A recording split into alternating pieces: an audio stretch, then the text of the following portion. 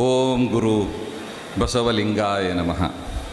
ಪರಮ ತಪಸ್ವಿ ಶ್ರೀ ಅನ್ನದಾನೇಶ್ವರ 175ನೇ ಜಾತ್ರಾ ಮಹೋತ್ಸವದ ಅಂಗವಾಗಿ ಈ ಗೋಧೂಳಿ ಸಮಯದ ನಂತರ ವಿಶೇಷವಾಗಿ ಇವತ್ತಿನ ಈ ಮಠದ ಗಣ ಉಸ್ತುವಾರಿ ಮತ್ತು ಈ ಸಂಪೂರ್ಣ 4 ದಿನಗಳ ಒಂದೇನು ಜಾತ್ರಾ ಮಹೋತ್ಸವದ ಮುಂದಾಳತ್ವವನ್ನು ವಹಿಸಿಕೊಂಡಂಥ ಮುಪ್ಪಿನ ಬಸವಲಿಂಗ ಸ್ವಾಮೀಜಿಗಳಿಗೆ ನನ್ನ ಪರವಾಗಿ ಮತ್ತು ನಮ್ಮ ಕುಟುಂಬದ ಎಲ್ಲರ ಪರವಾಗಿ ಅವರ ಶಿರಸಾಷ್ಟಾಂಗ ನಮಸ್ಕಾರಗಳನ್ನು ಅವರಿಗೆ ಸಮರ್ಪಿಸಿ ನಾನು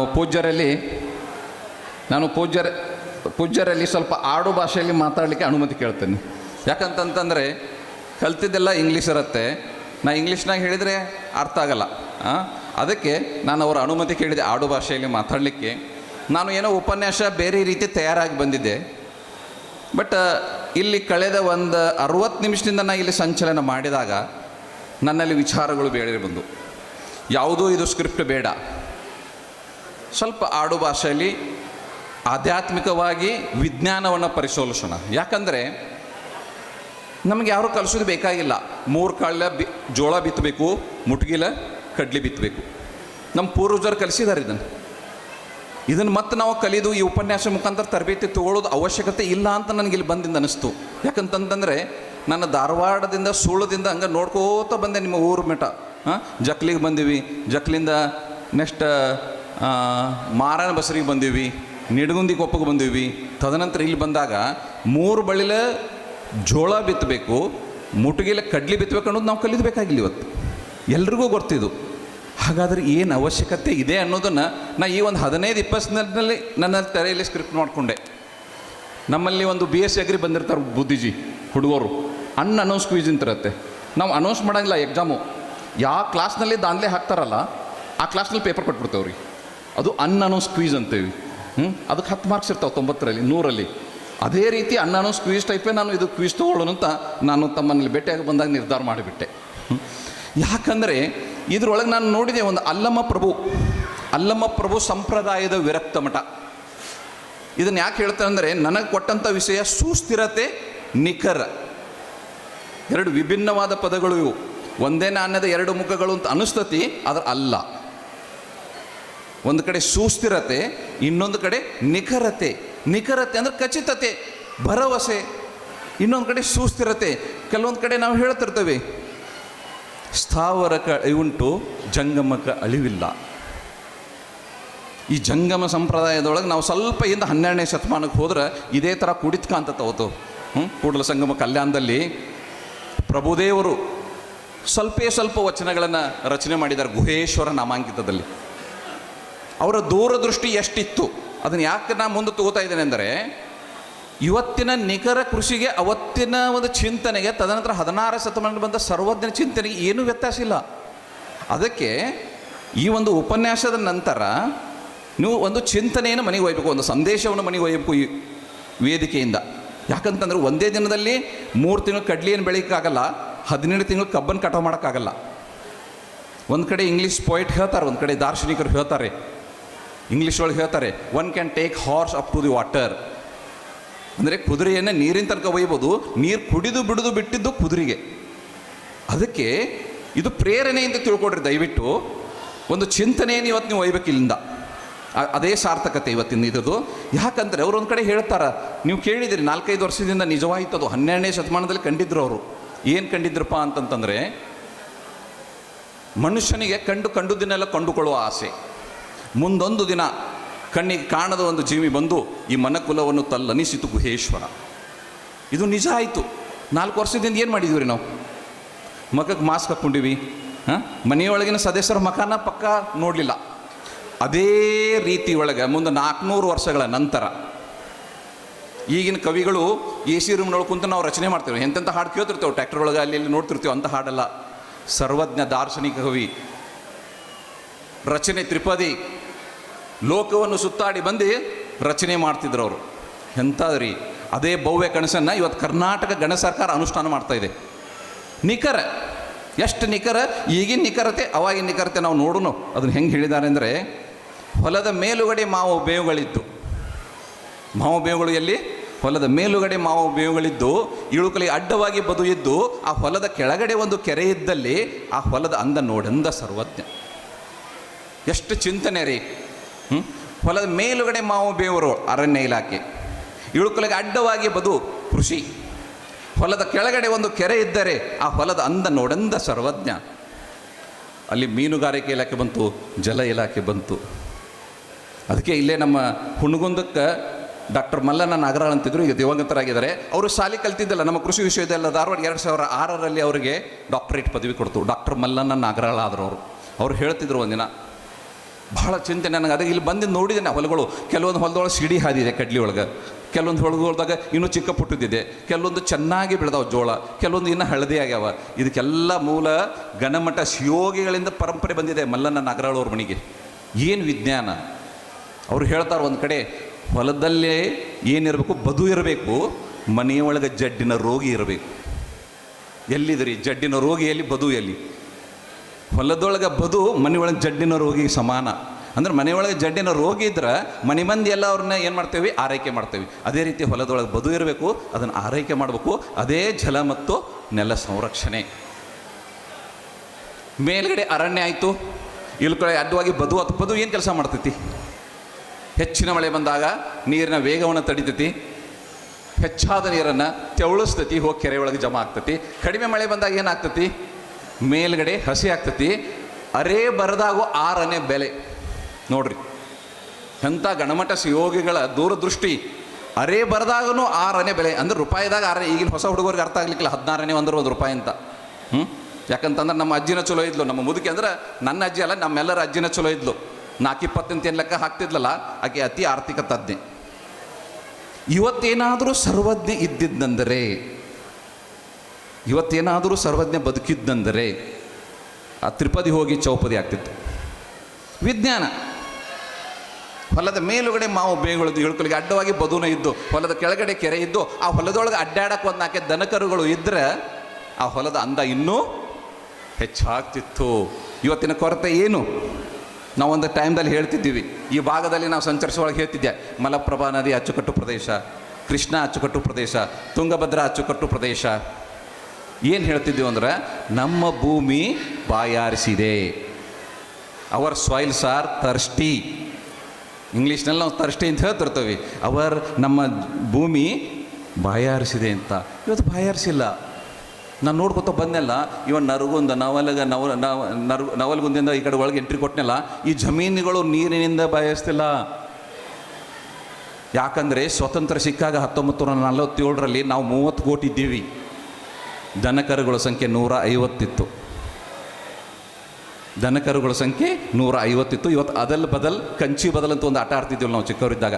ಬಹುಶಃ ಸ್ವಾಮೀಜಿಯವರು 1993ರಲ್ಲಿ ಜನಿಸಿದ್ದಾರೆ. ನಾನು 75, ಸ್ವಲ್ಪ ಒಂದು ತಲೆಮಾರಿನ ಅಂತರ ಆದರೂ ಆಗ್ಬೋದು ಮಾತಾಡೋದ್ರೊಳಗೆ. ಅದಕ್ಕೆ ಶ್ರಮಿಸಬೇಕು. ಯಾಕಂತಂದರೆ ಅಜಲ್ ಬದಲ್ ಕಂಚಿ ಬದಲ್ ಅಂತ ಹೇಳ್ತಿದ್ದೀವಿ ನಾವು. ಹಂಗಾಗಿಬಿಟ್ಟಿದೆ.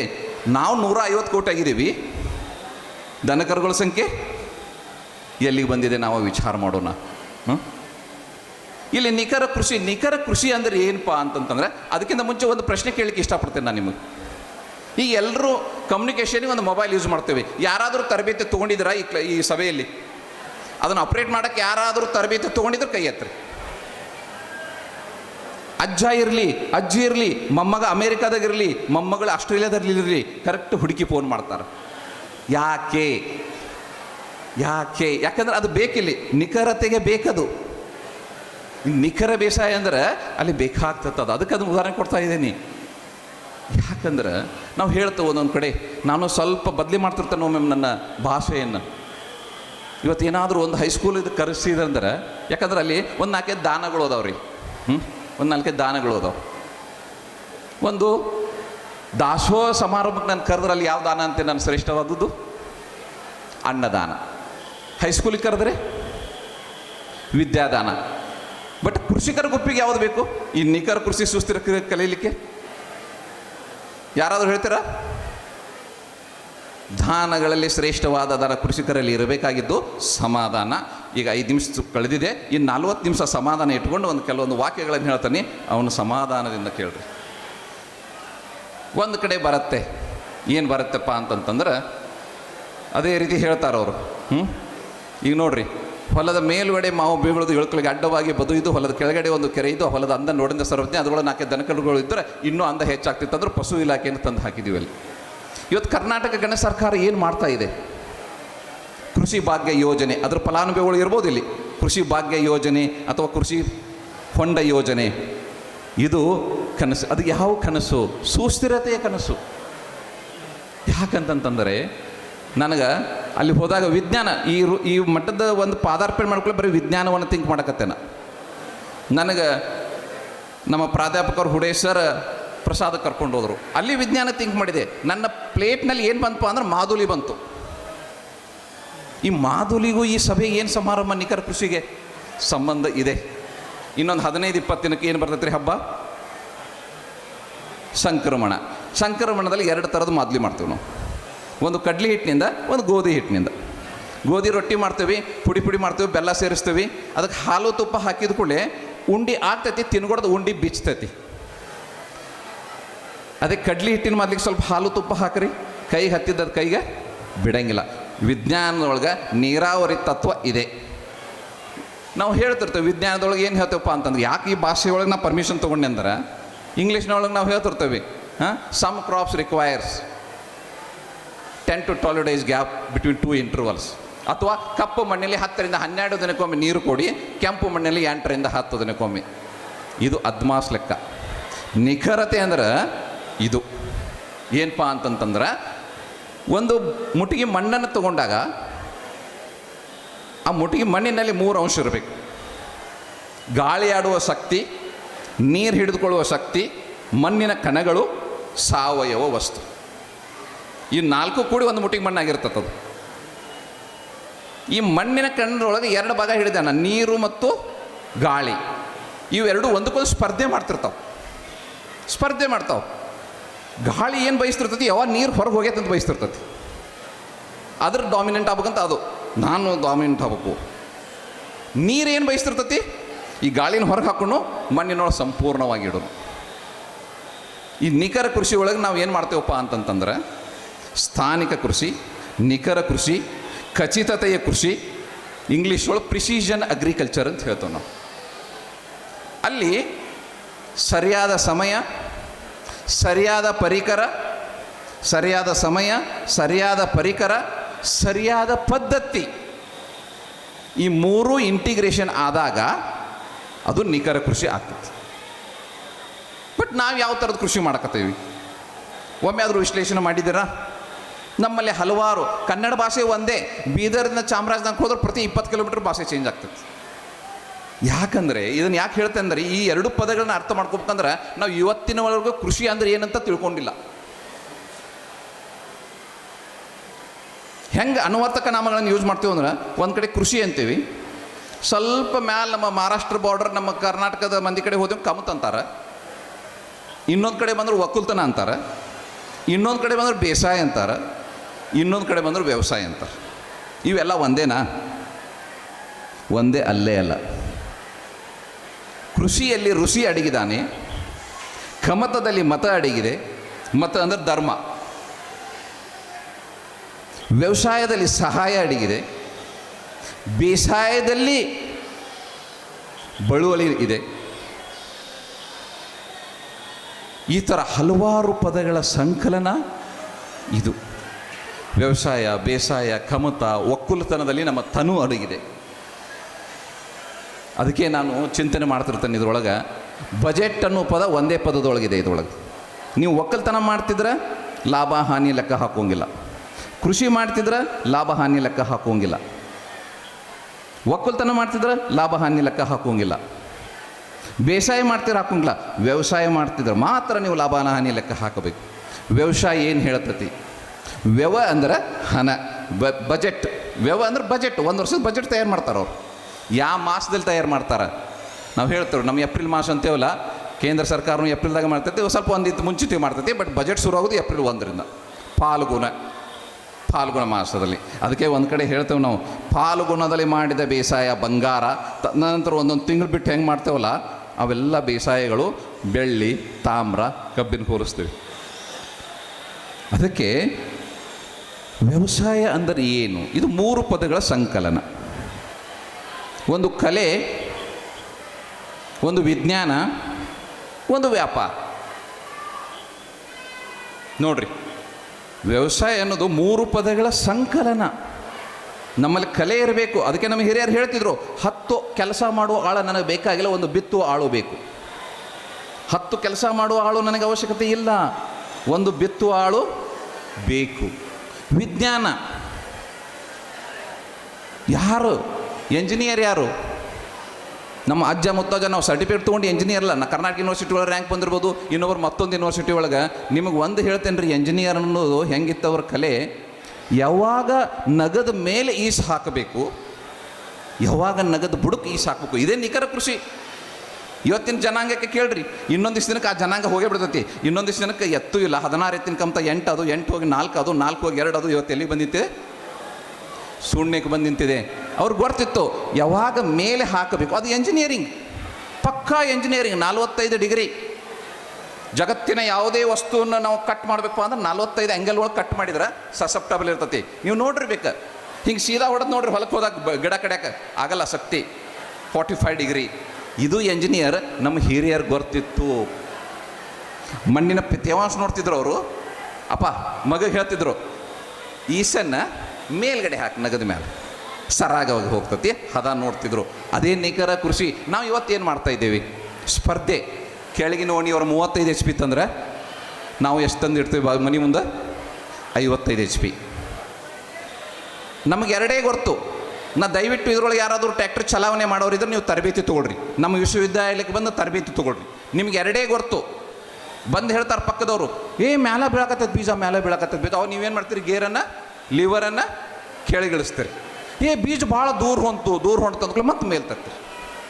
ಎಂಜಿನಿಯರಿಂಗೇ ಇಲ್ಲ. ಯಾವ ಆಳದಲ್ಲಿ ಬಿತ್ತಬೇಕು? ಅವತ್ತು ಏನಾದರೂ ರಾತ್ರಿ ಒಂದು ಕಂಬಳಿ ಬಸಿಯಷ್ಟು ಮಳೆ ಆತಂತಂದ್ರೆ ಪಾರಾಗಿ ಹೋಗ್ತೇವೆ. ಒಂದು ಕಂಬಳಿ ಬಸಿಯಷ್ಟು ಮಳೆ ಅಂದ್ರೆ ಅದಕ್ಕೆ ಲೆಕ್ಕ ಇತ್ತು. 5 ಮಿಲಿಮೀಟರ್ 5 ಮಿಲಿಮೀಟರ್ ಮಳೆ, ಒಂದು ಕಂಬಳಿ ಬಸಿಯಷ್ಟು ಮಳೆ. ಎಷ್ಟು ಜ್ಞಾನ ನೋಡ್ರಿ ಅವ್ರದ್ದು. ಅಷ್ಟು ಮಳೆಗೆ ಅದು ಬೀಜ ಮೊಳಕೆ ಹೊಡಿತೈತಿ. ಇದು ನಿಖರತೆ. ಇದನ್ನು ನಿಖರ ಕೃಷಿ ಒಳಗೆ ಏನು ಮಾಡ್ತೀವಿ? ಈಗ ಹಾರಾಡ್ಕೋತ ಬಂದಾವಲ್ರಿ, ಎಲ್ಲ ವಿಡಿಯೋ ಮಾಡ್ತೀವಿ, ಕೀಟನಾಶಕ ಸಿಂಪರ್ ಮಾಡ್ತೀವಿ. ನಿಖರ ಕೃಷಿ ಒಳಗೆ ಏನಂದರೆ ಅದು ಹೋಗಿ ಫೋಟೋ ತೊಗೊಂಬರ್ತೈತಲ್ಲ. ಈ ಕಬ್ಬು ಎಕ್ಸಾಂಪಲ್, ಎಲ್ಲ ಬೆಳೆ ಒಳಗೆ ನಿಖರ ಕೃಷಿ ಸಾಧ್ಯ ಇಲ್ಲ. ಫಸ್ಟ್ ನಾವು ತಲೆ ಒಳಗೆ ಇಟ್ಬೇಕು. C4 ಪ್ಲ್ಯಾಂಟ್ಸ್ ಅಂತೇವೆ ಇಂಗ್ಲೀಷ್ ಒಳಗೆ. ಕನ್ನಡದಲ್ಲಿ ಹೇಳಬೇಕಪ್ಪ ಅಂತಂತಂದ್ರೆ ಪೋಯೇಸಿಯೇ ಫ್ಯಾಮಿಲಿ ಅಂದ್ರೆ ಏಕದಳ ಧಾನ್ಯಗಳಿಗೆ ಸೇರಿದ ಬೆಳೆಗಳಲ್ಲಿ ನಿಖರ ಕೃಷಿಯನ್ನು ಅತಿ ಪರಿಪಕ್ವವಾಗಿ ಮಾಡುವುದು. ದ್ವಿದಳ ಧಾನ್ಯಗಳಲ್ಲಿ ಸಾಧ್ಯ ಇಲ್ಲ. ದ್ವಿದಳ ಧಾನ್ಯಗಳಲ್ಲಿ ಯಾಕೆ ಸಾಧ್ಯ ಇಲ್ಲ ಅಂತಂತಂದ್ರೆ ಅದು ಸಾರಜನಕವನ್ನು ಸ್ಥಿರೀಕರಣ ಮಾಡ್ತತಿ. ಅಲ್ಲಿ ವ್ಯತ್ಯಾಸ ಗೊತ್ತಾಗೋದಿಲ್ಲ. ಅದು ಭೂಮಿ ಒಳಗೆ ಎಕ್ಸ್ಪ್ರೆಸ್ ಮಾಡಿದಾಗ ನಮಗೆ ವ್ಯತ್ಯಾಸ ಗೊತ್ತಾಗಲ್ಲ.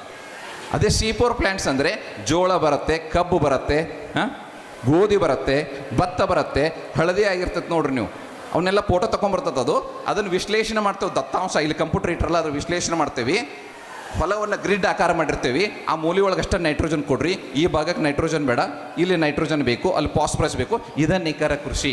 ಇದರಿಂದ ಲಾಭ ಏನಪ್ಪ ಅಂತಂತಂದರೆ ಪರಿಕರಗಳ ಉಳಿತಾಯ, ಉತ್ಪಾದನೆ ಖರ್ಚಿನಲ್ಲಿ ಉಳಿತಾಯ. ಅದೇ ರೀತಿ ಕೀಟದ ಸಮಯದಲ್ಲಿ ಆ ಡ್ರೋನನ್ನು ಬಿಡೋದು, ಎಲ್ಲಿ ಕೀಟ ಐತನ್ನು ನೋಡ್ಕೊಂಡು ಬರ್ತೈತಿ ಅಲ್ಲಿ ಅಷ್ಟೇ ಸಿಂಪರಣೆ ಮಾಡೋದು.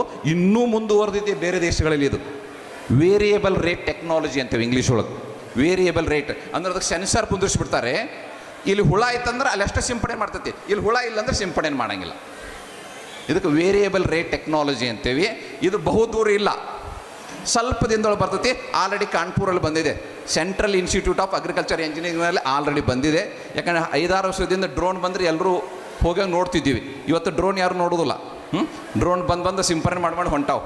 ಇನ್ನೊಂದು 4-5 ವರ್ಷದೊಳಗೆ ಈ ಟೆಕ್ನಾಲಜಿ ಬರುತ್ತೆ. ನಾವು ಬದುವಿನಂತಲ್ಲಿ ನಿಂತು ಆ ಡ್ರೋನನ್ನು ಬಿಡೋದು, ಅದು ಕ್ಯಾಪ್ಚರ್ ಮಾಡ್ಕೊಂಬರ್ತದೆ ಫೋಟೋ. ಇಲ್ಲಷ್ಟೇ ಹಳದಿ ಆಗಿದೆ, ಆ ಹಳದಿಯನ್ನು ನಾವು ಕಂಪ್ಯೂಟರ್ದಾಗ ಫೀಡ್ ಮಾಡ್ತೇವೆ. ಅದು ರೋಗನೋ ಪೋಷಕಾಂಶ ಕೊರತೆಯೋ. ಅದು ರೋಗ ಇದ್ರೆ ಶಿಲೀಂಧ್ರ ನಾಶಕವನ್ನು ಹಾಕೋದು ಡ್ರೋನ್ನಲ್ಲಿ, ಅದು ಪೋಷಕಾಂಶ ಇದ್ರೆ ಸಾರಜನಕವನ್ನು ಹಾಕೋದು, ಸಿಂಪರಣೆ ಮಾಡೋದು. ಸಿಂಪರಣೆಗೂ ಸೆನ್ಸರ್ ಬಂದಿದ್ದಾವೆ. ಈಗ ನೋಡಿರ್ಬೋದು, ನಮ್ಮ ಬಾಡಿಯನ್ನು ಸ್ಕ್ಯಾನ್ ಮಾಡ್ತಾರೆ. ಏನಾದರೂ ದುಬ್ಬು ನೋವು ಆಗುತ್ತೆ ಅಂತಂದ್ರೆ ನಮ್ಮ ಹುಬ್ಬಳ್ಳಿ ಒಳಗೆ ನಾವು ಹೋದಿಪ್ಪ ಅಂದ್ರೆ ನಮ್ಮ ಡಾಕ್ಟರ್ಸ್ ಎಲುಬು ಕೀಳು ತಜ್ಞರು ಸ್ಕ್ಯಾನ್ ಮಾಡ್ತಾರೆ. Same scanning. ಬಟ್ ಇದೇ ನಾವು PhD ಗ್ರಂಥ ಬರೀಬೇಕಾದ್ರೆ ರಿವ್ಯೂ ಆಫ್ ಲಿಟ್ರೇಚರ್ ಅಂತೀವಿ. ಯಾವುದೇ ಒಂದು ಹೊಸದು ಮಾಡೋಕ್ಕೆ ಹಿಂದೆ ಏನಾಗೈತಿ ಅಂತ. ಅದಕ್ಕೆ ನಮ್ಮ ವಿದ್ಯಾರ್ಥಿಗಳು ಹೇಳ್ತಿರ್ತಾರೆ, ನಮ್ಮ ರೈತ ಬಾಂಧವರು. ನಿನ್ನೆ ಹುಕ್ಕೇರಿ ಮಠದಲ್ಲಿನೂ ಸಮಾರಂಭ ಆಯಿತು. ಅಲ್ಲಿ ಹೇಳ್ತಾ ಇದ್ದೆ ನಾ, ನಮ್ಮ ವರ್ತಮಾನದಲ್ಲಿ ಬದುಕಲು, ಭವಿಷ್ಯವನ್ನು ನಿರ್ಮಾಣ ಮಾಡಲು ಇತಿಹಾಸ ಓದಬೇಕಂತ. ನಮ್ಮ ಹಿರಿಯರ ಇತಿಹಾಸ ಏನು ಹೇಳ್ತಂತಂದ್ರೆ ನಿಖರ ಕೃಷಿದ ಭಾಳ ಚೆನ್ನಾಗಿ ಹೇಳ್ತತೆ. ಏಪ್ರಿಲ್ ಮೇ ಬರ್ತಿತ್ತು, ಹೋಳಿ ಹುಣ್ಣಿಮೆ ಮುಗ್ದಿತ್ತು, ಯುಗಾದಿ ಹಬ್ಬದಲ್ಲಿ ಇನ್ನೊಂದು 4 ದಿನಕ್ಕೆ ಯುಗಾದಿ ಹಬ್ಬ ಬರ್ತಿರ್ತಿತ್ತು. ಮಗ ಹೋಗಿ ಅಪ್ಪನ ಕೇಳ್ತಿದ್ದ, ಅಪ್ಪ ಈ ಸಲ ಒಂದು 20 ಚಕ್ಕಡಿ ಸಗಣಿ ಗೊಬ್ಬರ ಆಗ್ತೈತಿ ತಿಪ್ಪಿ ಒಳಗೆ. ಅಪ್ಪ ಏನು ಉತ್ತರ ಕೊಡ್ತಿದ್ದ ಅವನಿಗೆ? ಈಗ ಅದು ಸಂಸ್ಕೃತಿ ಹೋಗೈತಿ. ಇನ್ನೊಂದು ಸ್ವಲ್ಪ ತಲೆಮಾರು ಹೋದ್ರೆ ಅಲ್ಲಿ ಎಕ್ಸಿಬಿಷನ್ಗೆ ಇಟ್ಟೇವಲ್ಲ ಅವೆಲ್ಲ ಕಣ್ಮರೆ ಆಗ್ತಾವೆ. ಯಾಕಂದ್ರೆ ಈಗ ಕಣ್ಮರೆ ಆಗೈತಿ. ಈಗ ಯಾರಿಗೂ ಬೇಕಾಗೇನಿಲ್ಲ, ಮುಟ್ಟಿಗೆಲ್ಲ ಬಿತ್ತೋದು ಬೇಕಾಗಿಲ್ಲ, ಬಳೆಲ್ಲ ಬಿತ್ತೋದು ಬೇಕಾಗಿಲ್ಲ. 16 ನಂಬರ್ 14 ನಂಬರ್ 2 ಪಾನ, 16 ನಂಬರ್ 14 ನಂಬರ್ 2 ಪಾನ. ಅವು ಪಾನ ಎದಕ್ಕೆ ಬೇಕು ಹೇಳ್ರಿ? ಆ 30 ಸೆಂಟಿಮೀಟ್ರ್ 40 ಸೆಂಟಿಮೀಟ್ರ್ ಹಿಂದಿನ ಸೀಡ್ರಿಲ್ಲದ ನಿಮ್ಮ ಕೂರ್ಗಿದ ಬದಲಿ ಮಾಡಕ್ಕೆ ಇನ್ನು 2 ಪಾನ ಅದಾವೆ. ಅವು ಚಿಕ್ಕವು. ಅವು ಎದಕ್ಕಂತಂತಂದರೆ ಬೀಜ ಎಷ್ಟು ಪ್ರಮಾಣದಲ್ಲಿ ಬೀಳ್ಬೇಕು ಅನ್ನೋದು. ಮೊನ್ನೆ ಹಿಂಗೆ ಒಂದು ಹೋಗಿದ್ದೀವಿ, ಧಾರವಾಡ ಅಂತೇಳಿ ಅಂಬಿನ ಬಾವಿ ಊರಿಗೆ ಹೋಗಿದ್ದೀವಿ. ಅವ್ರು ರಾತ್ರಿ ಚೇಂಜ ಮಾಡಿಲ್ಲ. ಕಡ್ಲೆನೂ 20 kg ಹೋತು ಎಕರೆಗೆ, ಜೋಳನೂ 20 kg ಹೋತು. ಇದು ನಿಖರ ಕೃಷಿ ಅಲ್ಲ, ನಿಖರ ಕೃಷಿ ಅಲ್ಲ. ಕೆಲವೊಮ್ಮೆ ಆಗ್ತತಿ. ನನಗೆ ಇನ್ನೊಂದು ಬಹಳ ಬೇಜಾರು ಅನ್ನಿಸ್ತತಿ. ನಾನು ಒಬ್ಬ ರೈತಾಪಿ ಕುಟುಂಬದವ. ಒಂದು ಪ್ರಶ್ನೆ ಕೇಳ್ತೇನೆ ನಿಮ್ಮ, ಈ ನಿಖರ ಕೃಷಿಗೆ ಇನ್ನೊಂದು ಬಹಳ ಮುಖ್ಯ ಇದು. ನಾ ಅದೇ ಹೇಳೇನಿ, ಒಂದು 45 ನಿಮಿಷದಲ್ಲಿ ಕಲಿಸ್ಲಿಕ್ಕೆ ಆಗಲ್ಲ. ಬಟ್ ಸಂದೇಶ ಒಯ್ಯಬೇಕು ನೀವು ಚಿಂತನೆಗೆ. ಈ ಜಾತ್ರಾ ಮಹೋತ್ಸವಗಳು ಇಂಥ ಸಭೆಗಳು ಇರೋದು ನಮ್ಮಲ್ಲಿ ಚಿಂತನೆಯನ್ನು ಮೂಡಿಸ್ಲಿಕ್ಕೆ. ಒಂದು ಪ್ರಶ್ನೆ ಕೇಳ್ತೇನೆ. ಆದಷ್ಟು ನಮ್ಮ ತಾಯಂದ್ರ ಕಡಿಮೆ ಸಂಖ್ಯೆ ಒಳಗದಾರ, ಅವರು ಬಹಳ ಮುಖ್ಯ. ಅವ್ರಿಗೂ ಒಂದು ಬರ್ತೇನೆ ವಿಷಯಕ್ಕೆ. ಅದಕ್ಕಿಂತ ಮುಂಚಿತವಾಗಿ ನಿಮ್ಮನ್ನು ಕೇಳ್ತೇನೆ ನಾ ಪ್ರಶ್ನೆ. ಬಹಳ ಸ್ವಲ್ಪ ವಿಚಾರ ಮಾಡ್ತಕ್ಕಂಥ ಅದೇ ಸಮಸ್ಯೆ ಹಿಂದೂ ಇತ್ತು, ಈಗಲೂ ಇದೆ. ನಾವು ಪರಿಹಾರ ಕಂಡ್ಕೊಳ್ಳಿಲ್ಲ ಅಂದ್ರೆ ಭವಿಷ್ಯದಲ್ಲೂ ಇದೆ. ನಮ್ಮ ಅಜ್ಜ ಎಲ್ಲಿ ಮಾರಿದ ನಾವು ಬೆಳೆದಂಥ ಮಾಲನ್ನು? ಯಾರಾದರೂ ಒಬ್ರು ಹೇಳ್ತೀರಾ? ನಮ್ಮ ಅಜ್ಜ ಅಂದ್ರೆ ನಿಮ್ಮ ಅಜ್ಜ ಎಲ್ಲಿ ಮಾರಿದ ಅವನು ಬೆಳೆದಂಥ ಉತ್ಪನ್ನವನ್ನು? ಎಲ್ಲಿ ಮಾರಿದ? ದೊಡ್ಡ ಸಭೆ ಆಗ್ತತಿ. ಸಣ್ಣ ಸಭೆ ಆಗಿದ್ರೆ ಉತ್ತರ ಕೊಡೋ ಮಟ್ಟ ಬಿಡ್ತಿದ್ದಿಲ್ಲ ನಾನು. ಇದು ದೊಡ್ಡ ಸಭೆ ಆಗ್ತತಿ. ಸಂತೆ ದಿನ ಮಾರಿದ ಅಜ್ಜ. ಎಲ್ಲಿ ಮಾರಿದ? ನಮ್ಮ ಹೊಲದಾಗ ಬೆಳೆದಂಥ ಮಾಲನ್ನು ಸಂತೆ ದಿನ ಮಾರಿದ. ಅಪ್ಪ ಎಲ್ಲಿ ಮಾರಿದ? ನಮ್ಮ ಹಿಂದಿನ ತಲೆಮಾರಿ ಎಲ್ಲಿ ಮಾರ್ತು? Agricultural produce marketing committee. ಅದು ಕನ್ನಡದಲ್ಲಿ ಸಂಕ್ಷಿಪ್ತವಾಗಿ ಏನಂತಾರೆ? APMC. ಹಾಗಾದರೆ ನಾವು ಎಲ್ಲಿ ಮಾರ್ತಾ ಇದ್ದೇವೆ? ಸ್ವಲ್ಪ ಚಿಂತನೆ ಮಾಡಿರಿ. ನಾವು ಎಲ್ಲಿ ಮಾರ್ತಾ ಇದ್ದೇವೆ? ಮಾರಲಿಕ್ಕೆ ಸಂತೆ ದಿನ ಇಲ್ಲ, ದಿನವೂ ಸಂತೆ ದಿನ ಆಗಿಬಿಟ್ಟೈತೆ. ಈಗ ದಿನವೂ ಸಂತೆ ದಿನ. APMC ಇಲ್ಲ. ಹಾಗಾದರೆ ಎಲ್ಲಿ ಮಾರ್ತಾ ಇದ್ದೇವೆ? ಸ್ವಲ್ಪ ಚಿಂತನೆ ಮಾಡಬೇಕು. ಯಾಕಂದ್ರೆ ನನಗೆ ಬಹಳ ಬೇಜಾರಾಗ್ತತಿ. ನಾವು ಬಹು ಬೆಳೆ ಪದ್ಧತಿಯಿಂದ ಎಲ್ಲಿ ಹೊಂಟೇವಿ? ಏಕ ಬೆಳೆ ಪದ್ಧತಿಗೆ ಹೊಂಟೇವಿ. ಏಕ ಬೆಳೆ ಪದ್ಧತಿಗೆ ಅಲ್ಲಿಂದ ನೋಡ್ಕೊಂಡು ಬಂದೆ. ದಾಟ್ನಾಳಿಂದ ಬೆಳವಣಿಗೆ ಮಠ ಬಂದರೆ ಎಡಕ್ಕೂ ನೋಡ್ತೇನೆ ಬರೀ ಕಡ್ಲಿನೇ ಇದೆ, ಬಲಕ್ಕೂ ನೋಡ್ತೇನೆ ಬರೀ ಕಡ್ಲಿನೇ ಇದೆ. ಹಾಗಾದರೆ ಯಾವ ದಿಶೆಯೊಳಗೆ ನಾವು ಹೊಂಟಿದ್ದೇವೆ? ಮನೆಯೊಳಗೆ 6 ದಿನ ನಮ್ಮ ಅವ್ವ ಮಾಡಿದ ರೊಟ್ಟಿ ಕೊಟ್ಟಲ್ಲಂದ್ರೆ 7ನೇ ದಿನಕ್ಕೆ ತಂದೂರು ರೊಟ್ಟಿ ಬಯಸ್ತೈತಿ. 6 ದಿನ ರೊಟ್ಟಿ ತಿಂದಿರ್ತೀರಿ ಮಮ್ಮಿ ಅವ್ವ ಅನ್ನೋಂಗಿಲ್ಲ. ಈಗ ಮಮ್ಮಿ ಅನ್ನೋದು ಮಮ್ಮಿ ಡ್ಯಾಡಿ ಸಂಸ್ಕೃತಿ ಬಂದುಬಿಟ್ಟಿದೆ. 7ನೇ ದಿನಕ್ಕೆ ನಾವು ಏನು ಬಿಡ್ತೀವಿ? ಹಾಗಾದರೆ ಅಲ್ಲಿ ಬಹು ಬೆಳೆ ಪದ್ಧತಿ ಬೇಕಲ್ಲ. ಒಂದು ಕಡೆ ಏನು ಹೇಳ್ತೇವೆ? ಸುಸ್ಥಿರತೆ ಬೇಡ್ತೇವೆ, ನಿಖರತೆ ಬೇಡ್ತೇವೆ. ಇನ್ನೊಂದು ಕಡೆ ಯಾವ ದಿಕ್ಕಿನಲ್ಲಿ ನಮ್ಮ ಪ್ರಯಾಣ ನಡೆದಿದೆ? ಸ್ವಲ್ಪ ಚಿಂತನಾ ಮಗ್ನರಾಗ್ರಿ. ಯಾಕಂದ್ರೆ ಒಂದೇ ಒಂದು ಉದಾಹರಣೆ ಕೊಡ್ತೇನೆ ನಿಮಗೆ. ಹುಬ್ಳಿ ರೈಲ್ವೆ ಸ್ಟೇಷನ್ನಿಂದ ಹಿಡ್ಕೊಂಡು ಬೈಲುಹೊಂಗಲ ಮಠ ಎಡಕ್ಕೆ ಬಲಕ್ಕೆ 1 ಲಕ್ಷದ ಚಿಲ್ಲರ್ ಆಲೂಗಡ್ಡೆ ಬೆಳೆ ಇತ್ತು. ಎಲ್ಲಿ? 20 ವರ್ಷಗಳ ಹಿಂದೆ. ಇವತ್ತು ಹೋದ್ರೆ 1 ಎಕರೆ ಸಿಗಲ್ಲ. ಏನು ಕಾರಣ? ಏಕಚಕ್ರಾಧಿಪತ್ಯ. ಆಲೂಗಡ್ಡೆ ಏಕಚಕ್ರಾಧಿಪತ್ಯ. ಒಂದಿನ ಬಂತು, ಅದಕ್ಕೆ ವಯಸ್ಸು, ಬ್ಲೈಟು. ಇವತ್ತು ಏನೂ ಇಲ್ಲ. ಇವತ್ತು ನಾನು ಅದನ್ನು ನೋಡ್ಕೊತ ಬಂದೆ. ಯಾರ ಹೊಲದೊಳಗೆ ಸಗಣಿ ಗೊಬ್ಬರ ಐತಿ ಅಲ್ಲಿ ಸಿಡಿ ಹಾದಿಲ್ಲ, ಯಾರ ಹೊಲದೊಳಗೆ ಸಗಣಿ ಗೊಬ್ಬರ ಇಲ್ಲ ಸಿಡಿ ಹಾದೈತಿ. ಬಹಳ ನೇರವಾದ ಸಂಪರ್ಕ ಇದೆ. ಆಮೇಲೆ ಯಾರು ಬಹು ಬೆಳೆ ಪದ್ಧತಿ ಒಳಗೆ ಫಿಜಿಯೋರಿಯಮ್ ಆಕ್ಸಿಸ್ಪೋರಮ್ ಅಂತೇವೆ ಅದಕ್ಕೆ. ಅದೇನು ಸಿಡಿ ಹಾಯ್ತತ್ತಲ್ಲ ಬಹುತೇಕ ಪ್ರದೇಶದಲ್ಲಿ ನಾನು ನೋಡ್ಕೊತ ಬಂದೆ ಕೆಲವೊಂದು. ಯಾಕಂದ್ರೆ ಬಗ್ಗೆ ಸ್ವಲ್ಪ ಹೇಳ್ತಂದ್ರೆ ಜೀವನ ಚಕ್ರ ಒಂದು, ಅದು ಬೀಜದಿಂದ ಬರಬೇಕು, ಇಲ್ಲ ಭೂಮಿಯಿಂದ ಬರಬೇಕು. ಅದನ್ನು ಹೆಂಗೆ ಅರೆಸ್ಟ್ ಮಾಡೋರು? ಒಮ್ಮೊಮ್ಮೆ VIP ಗೃಹ ಬಂಧನದಲ್ಲಿ ಇಟ್ಟಿರ್ತಾರೆ. ಅದನ್ನು ಗೃಹ ಬಂಧನದಲ್ಲಿ ಇಡ್ಬೇಕು ನೀವು. ಗೃಹ ಬಂಧನದಲ್ಲಿ ಹೆಂಗೆ ಇಡೋದು? ಅದಕ್ಕೆ ಊಟ ಕೊಡಬಾರ್ದು, ಸ್ಟಾರ್ವೇಷನ್ ಮಾಡಬೇಕು. ಅದನ್ನು ಬಂದ್ ಮಾಡಬೇಕಪ್ಪ ಅಂತಂತಂದ್ರೆ ಹೆಸರು, ಅಲಸಂದಿ, ತೊಗರಿ, ದ್ವಿದಳ ಧಾನ್ಯಗಳನ್ನ ಬಿಡಬೇಕು. 1-2 ಹಂಗಾಮ ನೀವು ಜೋಳ, ಗೋಧಿ, ಈ ಥರ ಬೆಳೆ ಬೆಳೆದ್ರೆ ಅದಕ್ಕೆ ಊಟ ಸಿಗಂಗಿಲ್ಲ, ಸ್ಟಾರ್ವೇಷನ್ ಆಗ್ತತಿ, ಹಸಿವಿನಿಂದ ಬಳಲ್ತತಿ. ದಿಸ್ ಈಸ್ ನಿಖರ ಕೃಷಿ. ನೆಕ್ಸ್ಟ್ ಇನ್ನೊಂದು ಹೇಳ್ತಾನೆ ನಿಮಗೆ, ಎಷ್ಟು ನಿಖರದಿದ್ರು ನಮ್ಮ ಹಿರಿಯರು. ಅಲ್ಲಿಗೆ ಸ್ಟಾಪ್ ಮಾಡಿದ್ದೆ ನಾ. ಎಲ್ಲಿ ತಿಪ್ಪಿ ಒಳಗೊಂದು 20 ಗಾಡಿ ಗೊಬ್ಬರ ಆಗ್ತತಿ. ಅಪ್ಪನ ಬಂದು ಕೇಳ್ತಾನ ಅವ ಮಗ, ಏನಂತ ಕೇಳ್ತಾನ, ಅಪ್ಪ ಯಾವ ಹೊಲಕ್ಕೆ ಎಷ್ಟೆಷ್ಟು ಕಳಿಸ್ಲೆ. ಅಪ್ಪ ಏನು ಹೇಳಿರ್ಬೇಕು, ಅವಿನ ಸಾಲಿ ಕಲ್ತಿದ್ದಿಲ್ಲ, ಅವನಲ್ಲಿ ಎಷ್ಟು ಜ್ಞಾನ ಇತ್ತು. ಅದಕ್ಕೆ ನಾ ಹೇಳ್ತಿರ್ತಾನೆ, ವಿಜ್ಞಾನಿ ಅಂತೆ ವಿಚಾರ, ವ್ಯಾಪಾರಿ ಅಂತ ವ್ಯವಹಾರ ಮಾಡಿರಿ. ವಿಜ್ಞಾನಿ ಅಂತೆ ವಿಚಾರ, ವ್ಯಾಪಾರಿ ಅಂತ ವ್ಯವಹಾರ. ಅವ ವಿಜ್ಞಾನಿ ಇದ್ದ. ಹೆಂಗೆ ವಿಜ್ಞಾನಿ ಇದ್ದ ಅನ್ನೋದು ಹೇಳ್ತಾನೆ ರೀ. ಊರು ಮುಂದಿನ ಹೊಲಕ್ಕೆ 2 ಚಕ್ರ ಹೊಡಿ ಅಪ್ಪಿ, ಸೀಮಿ ಹೊಲಕ್ಕೆ 4 ಕೊಡಿ. ಅವ್ನು ಗೊತ್ತಿತ್ತು, ನಮ್ಮ ಹೊಲದ ಮಾಲಕರು ನಾವೇ, ಯಾವ ಹೊಲ ಫಲವತ್ತತೆ ಐತಿ, ಯಾವ ಹೊಲ ಫಲವತ್ತತೆ ಇಲ್ಲ. ನಿಖರ ಕೃಷಿ ಒಳಗೆ ಏನು ಮಾಡ್ತೀವಿ, ಡ್ರೋನ್ ಬಿಡ್ತೇವೆ, ಅಲ್ಲಿ ಫಲವತ್ತತೆ ಚೆಕ್ ಮಾಡ್ತೇವೆ. ಇಲ್ಲಿ ಫಲವತ್ತತೆ ಹೆಚ್ಚಿರ್ತೈತಿ, ಕಡಿಮೆ ಗೊಬ್ಬರ ಕೊಡ್ರಿ. ಅಲ್ಲಿ ಫಲವತ್ತತೆ ಕಡಿಮೆ ಐತಿ, ಹೆಚ್ಚು ಕೊಡ್ರಿ. ಬಟ್ ಅವ್ರಿಗೆ ತಿಳಿದಿತ್ತು. ಹೊಲ ಅವ್ರ ಜೋಡಿ ಮಾತಾಡ್ತಿದ್ದು, ಬೆಳೆ ಮಾತಾಡ್ತಿದ್ದು, ಈಗಲೂ ಮಾತಾಡ್ತಾವೆ. ಎಷ್ಟು ನಿಖರತೆ ರೀ. ಆಮೇಲೆ ಇನ್ನೊಂದು ಹೇಳ್ತಾನೆ ನಿಮಗೆ, ಬೀಜದ ಲೆಕ್ಕ.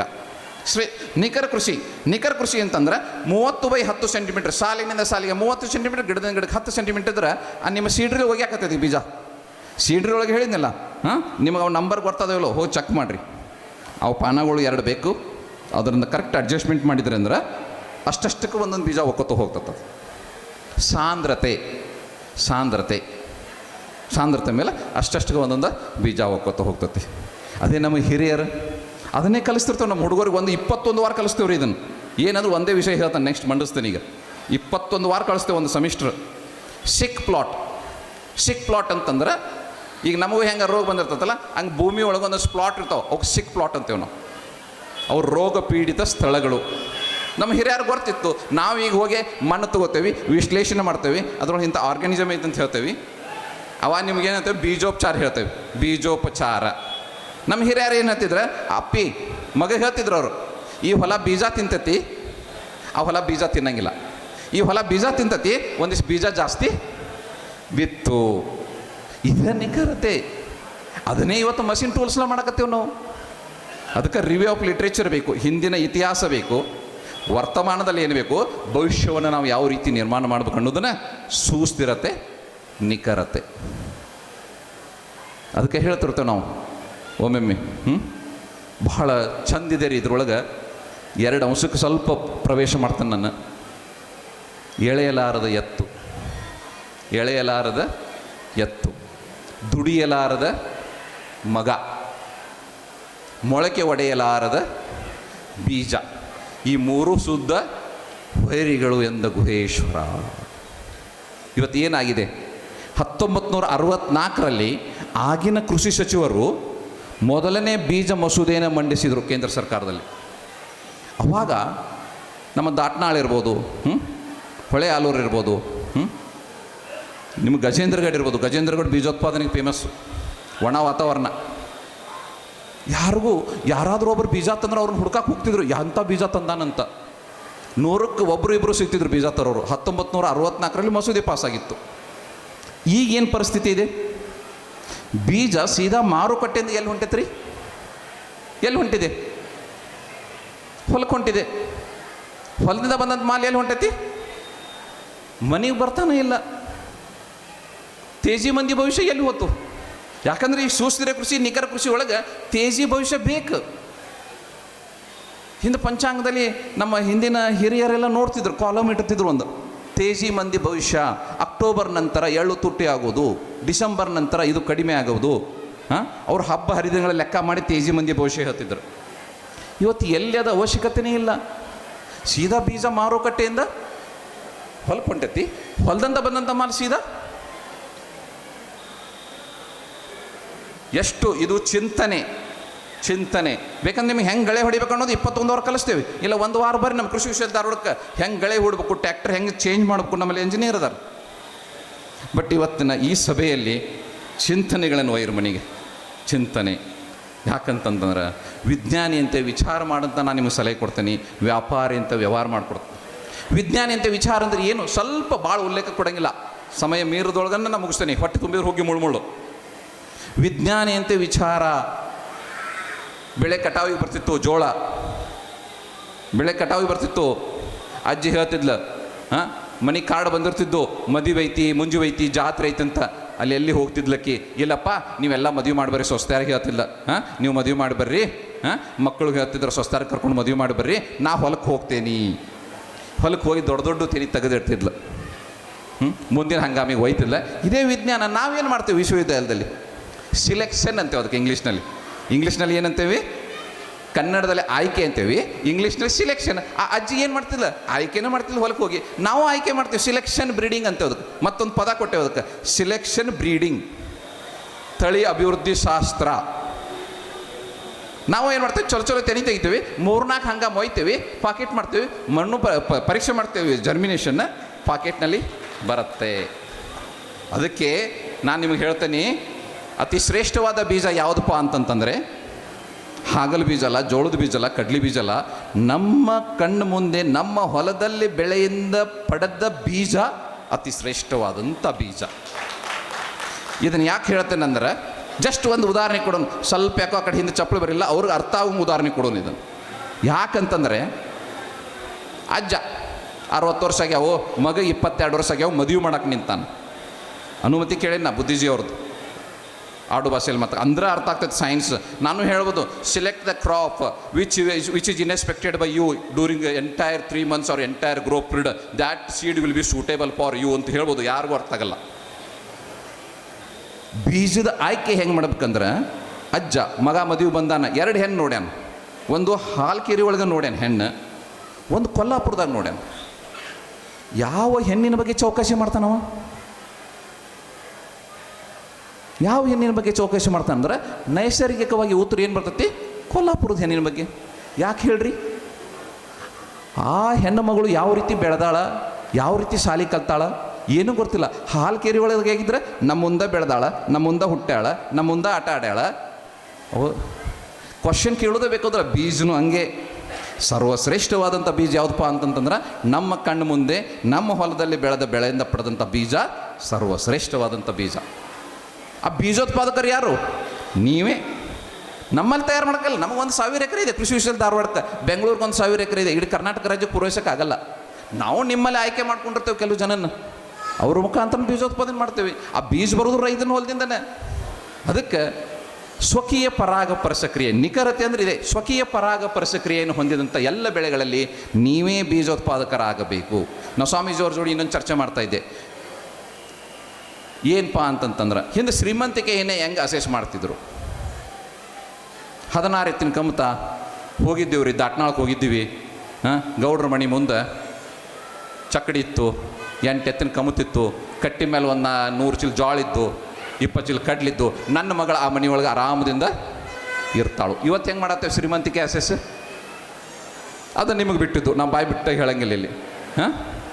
ಏನಪ್ಪ ಅಂದ್ರೆ, 4 ಅಂತಸ್ತಿನ ಬಿಲ್ಡಿಂಗು, ಮನೆ ಮುಂದೆ 4 ಗಾಡಿ, ಮತ್ತು ಏನೇನೋ ಬಯಸ್ತೇವೆ. ಹಾಗಾದರೆ ಬದಲಾಗಬೇಕು. ಬದಲಾವಣೆ ಜಗದ ನಿಯಮ. ಎಷ್ಟು ಪ್ರಮಾಣದಲ್ಲಿ ನಾವು ಬದಲಾಗಬೇಕು? ನಮ್ಮ ಎತ್ತುವ ಸಾಮರ್ಥ್ಯದ ಪ್ರಮಾಣದಲ್ಲಿ. ನಮ್ಮ ಎತ್ತು ಸಾಮರ್ಥ್ಯ ಕಡಿಮೆ ಆಗಿತ್ತೋ ಹೆಚ್ಚಾಗಿತ್ತು ರೀ? ಜನರಲ್ ಹೇಳ್ರಿ, ಹೆಚ್ಚಾಗಿತ್ತು ಕಡಿಮೆ ಆಗಿತ್ತು? ಕಡಿಮೆ ಆಗೈತಿ. ಈ ಪಕ್ಕದ ಮನೆ ಹಿರಿಯರು ರಾಶಿ ತಂದಿರ್ತಾರೆ ಹೊಲದಿಂದ, ಪಕ್ಕದ ಮನೆ ಹುಡುಗನ ಸ್ವಲ್ಪ ಹಿಡಿಪ ಅಂತಂದ್ರೆ ನಾವು ಫೋನ್ ಹಿಡ್ಕೊಂಡು ಹೋಗ್ಬಿಡ್ತಾನೆ. ಇಲ್ಲ ಬಂದೈತಿ ನಾ ಬಸ್ ಹತ್ತೇನೆ ಅಂತ ಯಾರೂ ಕೈ ಹಿಡಂಗಿಲ್ಲ. ಮೊದಲು ಕೈ ಹಿಡಿತಿದ್ವಿ. ಯಾಕೆ ಈ ಬದಲಾವಣೆ ಅಂತ? ನಮ್ಮ ಎತ್ತುವ ಸಾಮರ್ಥ್ಯ ಕಡಿಮೆ ಆಯಿತು. ಎತ್ತುವ ಸಾಮರ್ಥ್ಯ ಹೆಂಗೆ ಕಡಿಮೆ ಆಯ್ತಂದ್ರೆ, ಮೊನ್ನೆ ನನ್ನ ಮಗಳು ಬಂದಿಲ್ಲ ಕಿತ್ತೂರು ಸೈನಿಕ್ ಸ್ಕೂಲಿಂದ ಮನೆಗೆ, 25 kg ಅಕ್ಕಿ ಚೀಲ ತಂದುಬಿಟ್ಟೆ. ನಾನು ತಪ್ಪು ಮಾಡಿಬಿಟ್ಟೆ ಅವತ್ತು. ತಪ್ಪು ಮಾಡಿಬಿಟ್ಟೆ. ಏನು ತಪ್ಪು ಮಾಡಿದ್ನೆ ಅಂದ್ರೆ, 25 kg ತಂದೆ ಅವಿ ಒಂದಿಟ್ಟು ಹಿಡಿಬಾ ಅಂದ್ರೆ, ಪಪ್ಪ ನಿನಗೊಂದು ಸಲಹೆ ಕೊಡ್ತೀನಿ ಅಂದ್ಲಕ್ಕೆ. ಹೇಳಮ್ಮ ಸಲಹೆ ಅಂತಂದೆ. ಇನ್ನು ಮುಂದೆ 1 kg ಅಕ್ಕಿ ತುಂಬ, 1 kg ಜೋಳ ತುಂಬ, 1 kg ರವೆ ತುಂಬ, 1 kg ಸಕ್ಕರೆ ತುಂಬ ಅಂದ್ರೆ ನಾ 20ನ ಒಳಗಿಡ್ತೇನೆ. ನೀ 25 kg ತಂದ್ರೆ. ಇದನ್ನು ಯಾಕೆ ಹೇಳ್ತಾ ಇದ್ದೇನೆ ಅಂದ್ರೆ, ದೇಹ ಮತ್ತು ದ್ರಾಕ್ಷಿಯ ನಡುವಿನ ಸಂಬಂಧವನ್ನು ನಮ್ಮ ಶತಮಾನದ ಸಂತ ಶ್ರೇಷ್ಠರಾದಂಥ ಸಿದ್ದೇಶ್ವರ ಸ್ವಾಮಿಗಳು ತೊದಲುಬಾಗಿ ಒಳಗೆ ಹೇಳಿದ್ದರು. ತೊದಲುಬಾಗಿ ಒಳಗೆ ದ್ರಾಕ್ಷಿ ತೋಟ ಭಾಳ, ಜಮಖಂಡಿ ಅಂತಲ್ಲಿ. ದೇಹ ಮತ್ತು ದ್ರಾಕ್ಷಿಯ ನಡುವಿನ ಸಂಬಂಧ, ನಮ್ಮ ದೇಹ ದ್ರಾಕ್ಷಿ ಹಣ್ಣಿನ ನಡುವಿನ ಸಂಬಂಧ, ಇದರ ನಡುವಿನ ಸಂಬಂಧವೇ ಜೈವಿಕತೆ ಇರುವಂತಹ ಭೂತಾಯಿ. ಅಲ್ಲಿ ಯಾಕೆ ಬಂದೆ ಅಂದರೆ, ನೀವು ನೋಡಿರ್ತೀರಿ, ಐಹೊಳೆಗೆ ಹೋಗಿರ್ತೀರಿ, ಪಟ್ಟದ ಕಲ್ಲಿಗೆ ಹೋಗಿರ್ತೀರಿ, ಅದೇನು ದೂರ ಇಲ್ಲ ನಿಮ್ಮಲ್ಲಿ. ಕೆಲವೊಂದು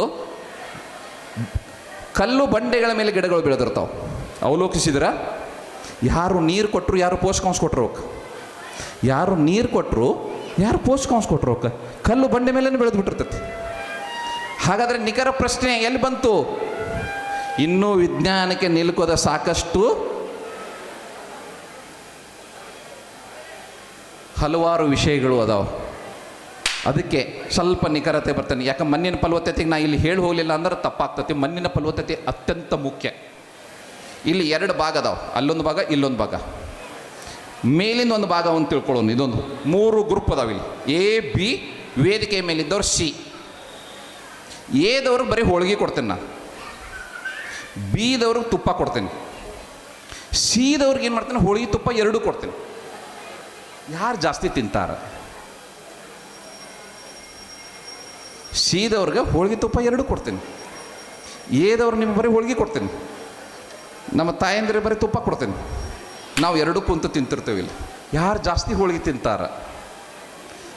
ವೇದಿಕೆ ಮೇಲಿದ್ದವ್ರನ್ನ ಹೆಸರು. ಇದನ್ನು ಯಾಕೆ ಹೇಳ್ತಾ ಇದ್ದೇನೆ ಅಂದರೆ, ಹೋಳಿಗೆ ನಿಮ್ಮ ಸಗಣಿ ಗೊಬ್ಬರ, ತುಪ್ಪ ಬ್ಯಾಗ್ನಾಗ ತರಾಕತ್ತೇವಲ್ಲ, ಬ್ಯಾಗ್ನಾಗ ಏನು ತರತ್ತೀರಿ?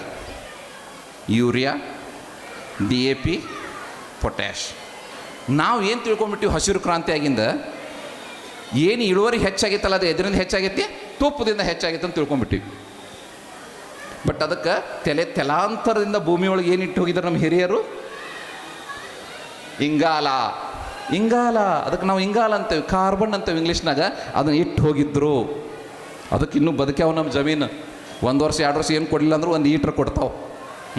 ಅದಕ್ಕೆ ನಾ ಪ್ರಾರಂಭದಲ್ಲಿ ಹೇಳಿದೆ, ಒಕ್ಕಲ್ತನ ಮಾಡ್ಬೇಕಂತಂದ್ರೆ ಇನ್ನು ಮುಂದೆ ಮೊದಲಿತ್ತದ 25 ವರ್ಷದ ಹಿಂದಿತ್ತು ಕಾಲ, 10th ಫೇಲ್ ಆದವನು ಹಾಕಂತ. ಇವತ್ತು ಅದು ನಡೆಯಲ್ಲ.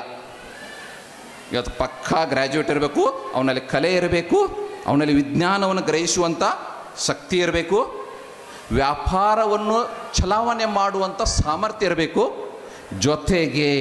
ಜೊತೆಗೆ ಈ 3 ಸಂಕಲನ ಎದ್ರ ಮೇಲೆ ಅವಲಂಬನೆ ಇದೆ ಅಂದ್ರೆ, ಇದು ಮ್ಯಾಥಮೆಟಿಕ್ಸ್, ಕಲೆ ಪ್ಲಸ್ ವಿಜ್ಞಾನ ಪ್ಲಸ್ ವ್ಯಾಪಾರ, ಇದರ ಸಂಕಲನವೇ ಕೃಷಿ.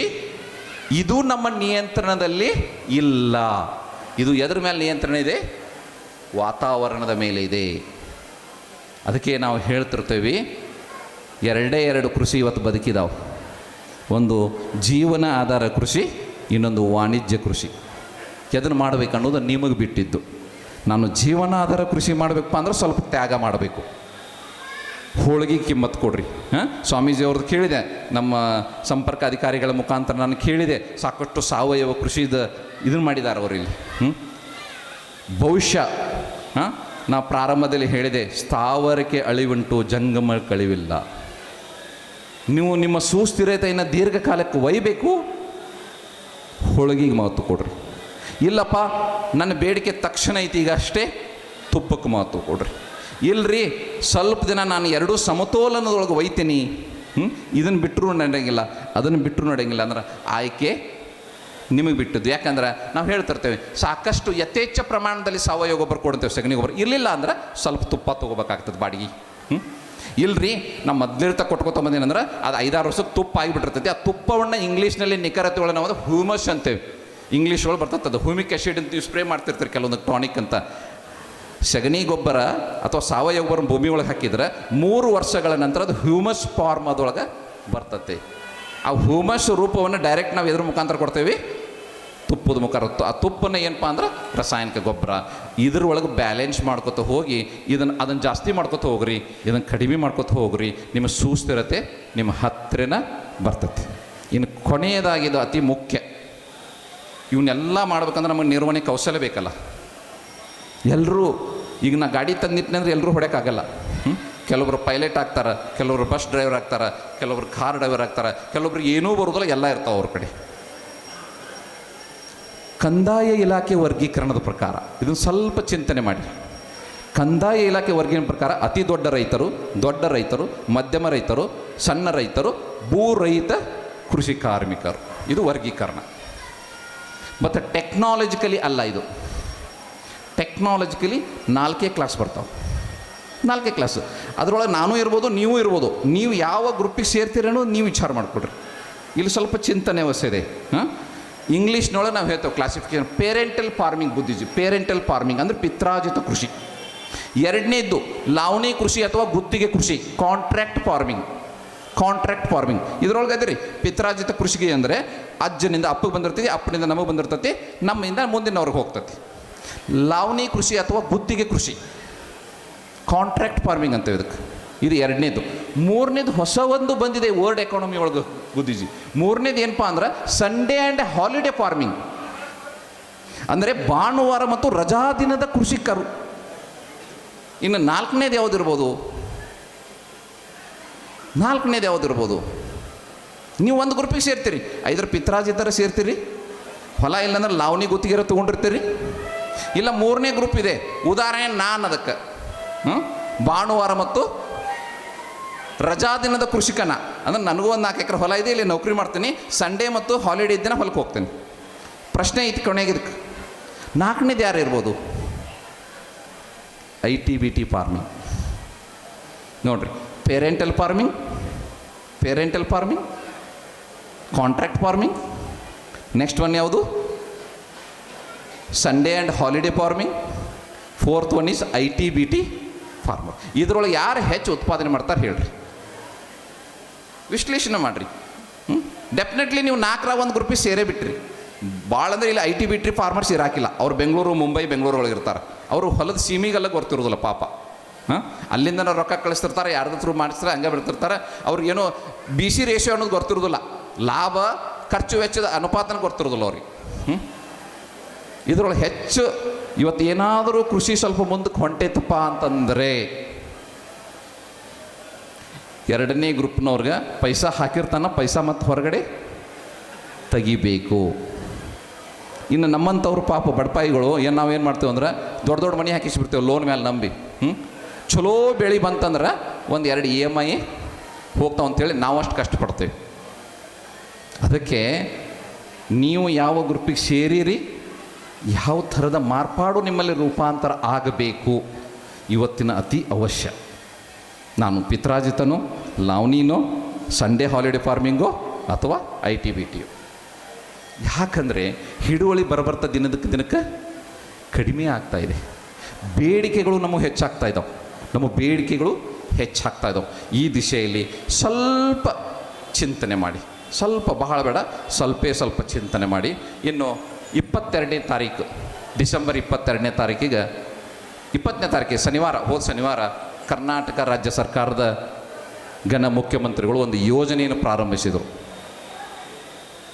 ಕಸವನ್ನು ಸುಡಬಾರ್ದಂತ ಇನ್ನು ಮುಂದೆ ಅಂತ ಒಂದು ಯೋಜನೆಯನ್ನು ಚಾಲನೆ ಕೊಟ್ಟರು ಬೆಳಗಾವಿ ಜಿಲ್ಲೆ ಹುದಲಿ ಒಳಗೆ. ಅದರ ಉದ್ದೇಶ ಏನು? ಯಾಕಂದ್ರೆ ನಾನು ಇಲ್ಲಿ ಬಹು ಪ್ರದೇಶದೊಳಗೆ ನೋಡೇನಿ. ನಾ ಪ್ರಾರಂಭದಲ್ಲೇ ಹೇಳಿದೆ, ಒಂದು ಕಡೆ ಹೇಳಪ್ತಿದ್ದೆ, ನಮ್ಮ ಭೂಮಿಗೆ ಈಗ ನೀರಡಿಸಿಲವು ಹಸಿವಿನಿಂದ ಬಳಲ್ತಾ ಇದ್ದಾವೆ. ಹಾಗಾದರೆ ಏನು ಮಾಡಬೇಕು ಅವಕ್ಕೆ ಏನು ಮಾಡಬೇಕು? ಇದು ಬಹಳ ಸ್ವಲ್ಪ ಚಿಂತನೆ ಮಾಡುವಂಥ ವಿಷಯ. ನನಗಲ್ಲಿ ಜವಾಬ್ದಾರಿ ಕೊಟ್ಟಿದ್ದರು ಯಾರು? ಚಲುವರಾಯ ಸ್ವಾಮಿಯವರು. ನೀ ರೈತರಿಗೆ ಕಡ್ಡಿ ಪಿಟ್ಟಿಗೆ ಹೊಲಕ್ಕೆ ಒಯ್ದಂಗೆ ಅವ್ರನ್ನ ಮನವೊಲಿಸಬೇಕಪ್ಪ. ಬಹಳ ಜವಾಬ್ದಾರಿ ಇದು. ಹೆಂಗೆ ಕೂತ್ಕೊಂಡಿದ್ರಲ್ಲ ಸರ್ವಜ್ಞ ಹೇಳಿದ್ನಲ್ಲ, ಹಂಗೆ ನಾನು ಒಂದು ರಚನೆ ಮಾಡಿದೆ. 2 ದಿನ 3 ದಿನ ಕೂತ್ಕೊಂಡು ನಾವು ಒಂದು ರಚನೆ ಮಾಡಿದ್ದೀವಿ. ಕೃಷಿಯಿಂದ ಬಂದ ಕಸದಿಂದ, ಕಸ ಎಲ್ಲಿಂದ ಬರ್ತೈತೆ ರೀ? ಕೃಷಿಯಿಂದನೇ ಬರಬೇಕು. ನಗರ ಪಜ್ಜೆ ವಸ್ತುಗಳನ್ನು ತೊಗೋಬೇಡ್ರಿ. ಕೃಷಿಯಿಂದ ಬಂದ ಕಸದಿಂದ ಖುಷಿಯಾಗಿ ಗೊಬ್ಬರ ತಯಾರು ಮಾಡಿ, ಕೃಷಿಯಿಂದ ಎಲ್ಲ ಕನರಿ ಇಲ್ಲಿ, ಕೃಷಿಯಿಂದ ಬಂದ ಕಸದಿಂದ ಖುಷಿಯಾಗಿ ಗೊಬ್ಬರ ತಯಾರು ಮಾಡಿ ಹಸಿವಾದ ಭೂಮಿ ತಾಯಿಗೆ ಖುಷಿಯಿಂದ ಉಡಿ ತುಂಬಿ ಹಚ್ಚು ಹಸುರಾದ ಬೆಳೆ ಕಂಡು ನಸು ನಕ್ಕ ರೈತ. ನಮ್ಮ ಉದ್ದೇಶ ಇಷ್ಟೇ. ಸ್ವಾಮೀಜಿಗಳು ಈ ಉಪನ್ಯಾಸ ಏರ್ಪಡಿಸಿದ್ದನು ಈ ಸಂದೇಶ ನಿಮ್ಮ ತಲೆ ಒಳಗೆ ಹೋಗಬೇಕು. ನನ್ನ ಭೂಮಿ ಹಸಿದಿದೆಯೋ, ನನ್ನ ಭೂಮಿ ನೀರಡಿಸಿದೆಯೋ, ಅಥವಾ ನನ್ನ ಭೂಮಿಯೇ ನೀರಡಿಸಿದೇನೂ ಕೂಡ ಹಸಿದೇನೂ ಕೂಡ. ಇದೇ ನಿಖರತೆ. ಈ ನಿಖರತೆಯನ್ನು ಗೆದ್ರಪ್ಪ ಅಂದ್ರೆ ನಿಮ್ಮನ್ನ ಇದು ಎಲ್ಲಿ ಕರ್ಕೊಂಡು ಹೋಗ್ತತಿ? ಸುಸ್ಥಿರತೆ ಕರ್ಕೊಂಡು ಹೋಗ್ತತಿ. ಇನ್ನು ನಮ್ಮ ತಾಯಂದಿರಿಗೆ ಒಂದು ಕಿವಿ ಮಾತು ಹೇಳಿಲ್ಲ ಅಂದ್ರೆ ನಾನು ತಪ್ಪಾಗ್ತೀನಿ ಸಭೆಯೊಳಗೆ, ಅದನ್ನೊಂದು ಹೇಳತ್ತೀನಿ. ಎಷ್ಟು ಆರ್ಥಿಕ ತಜ್ಞ ಇವತ್ತು ನಾವು ಚಾವಿ ಯಾರ ಕಡೆ ಕೊಟ್ಟೇವ್ರಿ? ಹಣಕಾಸದ್ದು ಅವ್ರಿಗೆ ಕೊಟ್ಟೇವಿ. ನಿರ್ಮಲಾ ಸೀತಾರಾಮನ್, ಗೌರವಾನ್ವಿತ ಶ್ರೀಮತಿ ನಿರ್ಮಲಾ ಸೀತಾರಾಮಣ್ಣವ್ರ ಕಡೆ ಹಣಕಾಸು ಕೊಟ್ಟೇವಿ. ಯಾಕಂದ್ರೆ ಮಹಿಳೆಯರು ಹಣಕಾಸು ಚೆನ್ನಾಗಿ ನಿರ್ವಹಣೆ ಮಾಡ್ತಾರೆ. ಯಾಕಂದ್ರೆ ಹೊಲದಿಂದ ಮಾಲ ಪ್ಯಾಟಿಗೆ ಹೊಕ್ಕ ತಂದಿದೆ, ಪ್ಯಾಟಿಂದ ಬೀಜ ಹೊಲಕ್ಕೆ ಹೊಕ್ಕ ತಂದಿದೆ. ಹಿಂದಿನ ಕಾಲದಾಗ ಹಂಗೆ ಅಕ್ಕಿರ್ಕಿಲ್ಲ. ಯಾಕೆ ಅಕ್ಕಿರ್ಕಿಲ್ಲ ಅಂತಂದ್ರೆ ಇವ್ರ ಕಡೆ ಕೀಲಿತ್ತು, ಕಟಾವು ಆಗ್ತಿತ್ತು. ಹೊಲದಾಗ ಒಂದು 25 ಚೀಲ ಜೋಳ ಬರ್ತಿದ್ದು, ಮನೆ ಒಳಗೆ ರಾಸಿ ಇಡ್ತಿದ್ರು. ಸ್ವಸ್ತ್ಯಾರ ಅಂತಿದ್ರು, ನಮ್ಮ ಅತ್ತಿ ಮಾವ ಏನು ಗುಣಗುಣಿಸಕತ್ತಾವ, ಏನು ವಯಸ್ಸಾಗೈತಿ ಮಲ್ಕೋಬೇಡ್ದ ಗುಣಗುಣಿಸಕತ್ತಾವ ಅಂತಿದ್ರು. ಅವ್ರು ಗುಣಗುಣಿಸಕ್ಕೆ ಯಾಕಂದ್ರೆ ಆರ್ಥಿಕತೆ ಚಿಂತನೆ ಮಾಡ್ತಿದ್ರು. ಅವ್ರ ಒಳಗಲ್ಲಿ ಏನು ಚಿಂತನೆ ಮಾಡ್ತಿದ್ರು ಅಂದ್ರೆ, ಅಜ್ಜಿ ಹೇಳ್ತಿದ್ದ ಒಂದು 25 ಚೀಲ ಜೋಳ ಹೊಂಟಾವಂತ. ಅಜ್ಜಿ ಹೇಳ್ತಿದ್ಲ, ಖರ್ಚು ಎಷ್ಟಾಗೈತಿ? ಒಂದು 10 ಚೀಲದ ಖರ್ಚಾಗೈತಿ. 10 ಚೀಲ ಮಾರಿ ನೀನು ಖರ್ಚು ತಗೋ, 15 ಚೀಲ ತಂದು ಕಟ್ಟಿ ಮೇಲೆ ಇಡು. ಚಾವಿ ಅವ್ರ ಕಡೆ ಐತಿ. ಹೇಳಿದ್ರು ಅವ್ರು, ಗಂಡಿಗೆ ಹೇಳಿದ್ರು, ಅಜ್ಜಿಗೆ ಹೇಳಿದ್ಲ ಅಜ್ಜಿ, ಕಟ್ಟಿ ಮೇಲೆ ತಂದು ಚೀಲ ಇಡಂತ ಹೇಳಿದ್ಲ. ಇದನ್ನು ಏನಂದ್ರೆ ನಮ್ಮ ಭವಿಷ್ಯವನ್ನು ನಾವು ಹೆಂಗೆ ನಿರ್ಮಾಣ ಮಾಡ್ಕೋಬೇಕು ಇತಿಹಾಸದಿಂದ ಕಲಿಬೇಕು. ಯಾಕೆ ಇಡಿಸಿದ್ಲಕ್ಕಿ? ಯಾಕೆ ಇಡಿಸಿದ್ಲು? ಒಮ್ಮೆ ಚಿಂತನೆ ಮಾಡಿದರೆ ಯಾಕೆ ಇಡಿಸಿದ್ಲು ಅಂದ್ರೆ, ನಮ್ಮ ಊರಾಗ ವಾರಕ್ಕೆ ಒಂದಿನ ಸಂತೆ ಐತಿ. ಒಂದಿನ 100 ರೂಪಾಯಿ ಚಿಟ್ಟಿ ಮಾರ್ತತಿ, ಒಂದಿನ 150 ಮಾರ್ತತಿ, ಒಂದಿನ 200 ಮಾರ್ತತಿ, ಒಂದಿನ 50 ಮಾರ್ತತಿ. 52 ವಾರಗಳು ಅದಾವ. ಹೆಚ್ಚು ಕಡಿಮೆಯಾಗಿ ನನ್ನ ಮನೆಯೇ ಸುಸ್ಥಿರವಾಗಿರುತ್ತೆ, ನಾನು ಆರ್ಥಿಕ ಸಬಲರಾಗಿರ್ತೇನೆ ಅಂತ ಗಂಟಾಗೋಚವಾಗಿ ಗಂಡಿಗೆ ಹೇಳ್ತಿದ್ಲು, ಮನೆ ನಡೆಸ್ತಿದ್ಲು. ಅದಕ್ಕೆ ನಾನು ಬಹಳ ನನ್ನ ಮಹತ್ವ ಕೊಡ್ತೀನಿ. ಚಾವಿ ಯಾವಾಗಿದ್ರು ಯಾರ ಕಡೆ ಕೊಡಬೇಕು? ಗೃಹಿಣಿ ಕಡೆ ಕೊಡಬೇಕು. ಹಣಕಾಸು ಚಾವಿ ಕರೆಕ್ಟ್ ಇಡ್ತಾರೆ ಅವರು. ಅದಕ್ಕೆ ನಾವು ಕೊಟ್ಟೇವು ದೇಶದ. ಇರಲಿ, ಇನ್ನೊಂದು ಹೇಳ್ತಾನೆ ಅವ್ರಿಗೆ, ಸ್ವಲ್ಪ ಮಧ್ಯಮ ವರ್ಗದವರು, ಮಧ್ಯಮಕ್ಕಿಂತ ಕೆಳಗೆ ಆರ್ಥಿಕವಾಗಿ ಮತ್ತಿದು ಮಧ್ಯಮ ಮತ್ತು ಸ್ವಲ್ಪ ಕಡಿಮೆ ಆರ್ಥಿಕತೆ ಇದ್ದವ್ರಿಗೆ ಇದನ್ನು ಹೇಳ್ತಾನೆ. ಎಷ್ಟು ಕೃಷ್ಣ ಕಣ್ಣಯ್ಯಿಂದ ಹಿಡ್ಕೊಂಡು ಇವತ್ತಿನವರೆಗೂ ಅಮೂಲ್ ಉದಾಹರಣೆ ಕೊಡ್ತಿರ್ತಾನೆ. ನಾವು ಓದಲಿಲ್ಲ, ಅಮೂಲ್ ಉದಾಹರಣೆ ಕೊಡ್ತಿರ್ತಾನೆ. ಅಮೂಲ್ ಉದಾಹರಣೆ ಗುಜರಾತ್ನ ಕ್ರಾಂತಿ ಮಾಡಿಬಿಟ್ಟತಿ. ಅದಕ್ಕೆಲ್ಲ ಅಂದ್ರೆ ನಮ್ಮ ತಾಯಂದಿರು ಕಾರಣ, ಅಕ್ಕ ತಂಗಿ ಅವ್ವ ದೊಡ್ಡವ ಕಾರಣ. ಅದಕ್ಕೆ ಅಮೂಲ್ ಇವತ್ತು ಜಗತ್ ಪ್ರಸಿದ್ಧ ಆಗ್ಬೇಕಂದ್ರೆ ಕನಸು ಕಂಡ್ರವರು ಹಕ್ಕಿ ಒಳಗೆ 50 ರೂಪಾಯಿ, ಹಕ್ಕಿ ಒಳಗೆ ಹಾಲು ಹಿಂಡಿದ ಕೂಡಲೇ 50 ರೂಪಾಯಿ. ಸ್ವಲ್ಪ ಅವಾಗ ಒಲಿ ಕಟ್ಟಿಗೆ ಒಲಿ ಇತ್ತು. ಈಗ ಅವ್ರಿಗೆ ಏನು ಹೇಳೋಣ, LPG ಗ್ಯಾಸ್ ಮೇಲೆ ಇಟ್ಟು ಅದಕ್ಕೆ ಬರೋ ಟೆಂಪ್ರೇಚರ್ನಾಗ 1 ಚಮಚೆ ಮೊಸರು ಹಾಕಿದ್ರಂದ್ರೆ ಮುಂಜಾನೆ 100 ರೂಪಾಯಿ ಆಗ್ತೈತಿ. ಒಂದು 3-4 ದಿನದ ಜಮಾ ಮಾಡಿ. ಈಗಂತೂ ಕಡಗೋಲು ಮಾಯ ಆಗೈತಿ. ಕರೆಂಟ್ ಇದ್ದಾಗ ಮಿಕ್ಸರ್ ಗ್ರೈಂಡರ್ ಒಳಗೆ ಒಂದು ಈಟು ರುಬ್ಬಿದ್ರಂದ್ರೆ ಒಂದು ಕಡೆ ಬೆನ್ನಿ ಬರ್ತೈತಿ, ಒಂದು ಕಡೆ ಮಜ್ಜಿಗೆ ಬರ್ತಾವೆ. ಮೌಲ್ಯವರ್ಧನೆ. ಸ್ವಲ್ಪ 1 ವಾರದ ಜಮಾ ಮಾಡಿ ಮತ್ತೊಮ್ಮೆ LPG ಗ್ಯಾಸ್ ಮೇಲೆ ಇಟ್ಟು ಸ್ವಲ್ಪ ತುಪ್ಪ ಒಣಗಿ ಮಾಡಿದ್ರಂದ್ರೆ ತುಪ್ಪದ ಬೆಲೆ ನಿಮಗೆಲ್ಲ ಗೊತ್ತೈತಿ. 1 ವಾರದಲ್ಲಿ 50 ರೂಪಾಯಿ ಎಲ್ಲಿಗೆ ಬಂದು ನಿಂತ್ರಿ? 1 ವಾರದಲ್ಲಿ 50 ರೂಪಾಯಿ ಎಲ್ಲಿಗೆ ಬಂದು ನಿಂತು? 50 ಹೋಗಿ 100 ಆಯಿತು, 100 ಹೋಗಿ 250 ಆಯಿತು, 250 ಹೋಗಿ 600 ಆಯಿತು. ಇದು ಪ್ರೇರೇಪಣೆಗೋಸ್ಕರ ಹೇಳಕತ್ತೀನಿ. ಇದು ಸಕಲ ಬೆಳೆಗಳಲ್ಲಿ ಸಾಧ್ಯ, ಸಕಲ ಬೆಳೆಗಳಲ್ಲಿ ಸಾಧ್ಯ. ಯಾಕೆ ಹೇಳ್ತೇನೆಂದ್ರೆ, 20 ಕಿಲೋ ಗೋಧಿ ಬಿತ್ತಿ 10 ಕ್ವಿಂಟಲ್ ತೆಗೆದು ನಮ್ಗೆ ಯಾರು ಕಲಿಸೋದು ಬೇಕಾಗಿಲ್ಲ. ನಾನು ನಿಮ್ಗೆ ಕಲ್ಸಕ್ಕೆ ಹೋಗಲ್ಲ. 20 ಕಿಲೋ ಗೋಧಿ ಹೊಲದೊಳಗೆ ಬಿತ್ತಿ 10 ಕ್ವಿಂಟಲ್ ತೆಗೆದು ಸಾಮಾನ್ಯ. ಅದೇ 20 ಕಿಲೋ ಗೋಧಿಯಿಂದ 10 ಕ್ವಿಂಟಲ್ ಬೆಳೆದಂಥ 10 ಕ್ವಿಂಟಲ್ ಗೋಧಿ ಒಳಗೆ 1 ಕಿಲೋ ಹೊರಗೆ ತೆಗೆದು 950 ಗ್ರಾಮ್ ರವಾ, 50 ಗ್ರಾಮ್ ತೌಡು.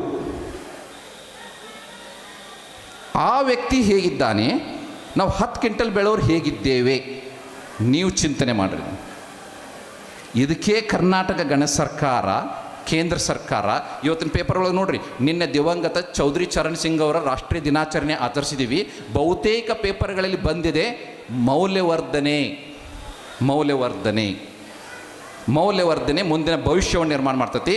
ಯಾಕಂತಂತಂದ್ರೆ ಬಜಿ ಇದ್ದ ಜಾಗದಲ್ಲಿ ಗೋಬಿ ಮಂಚೂರಿ ಬಂದಿದೆ, ಬಜಿ ಇದ್ದ ಜಾಗದಲ್ಲಿ ಗೋಬಿ ಮಂಚೂರಿ ಬಂದಿದೆ, ತಾಲೆಪಟ್ಟು ಇರೋ ಜಾಗದಲ್ಲಿ ಪಿಜ್ಜಾ ಬಂದಿದೆ. ನಾವು ಬಜಿಗೆ ಏನು ಹಾಕ್ತಿದ್ದೀವಿ? ಫ್ರೆಶ್ ಕೊತ್ತಂಬರಿ ಹಾಕ್ತಿದ್ದೀವಿ, ಫ್ರೆಶ್ ಕೊತ್ತಂಬರಿ ಹಾಕ್ತಿದ್ದೀವಿ. ಗೋಬಿ ಮಂಚೂರಿಗೆ ಅವ ಏನು ಸುರುತ್ತಾನ್ರಿ? ಪಾಕೆಟ್ ಒಳಗಿನ ಒಣ ಪೌಡರ್. ಅದಕ್ಕೆ ಮೌಲ್ಯವರ್ಧನೆ ಬೇಕು. ನಿಮ್ಮ ಕೊತ್ತಂಬರಿ ಸಂಜೆಗೆ ಬಾಡ್ತೈತಿ.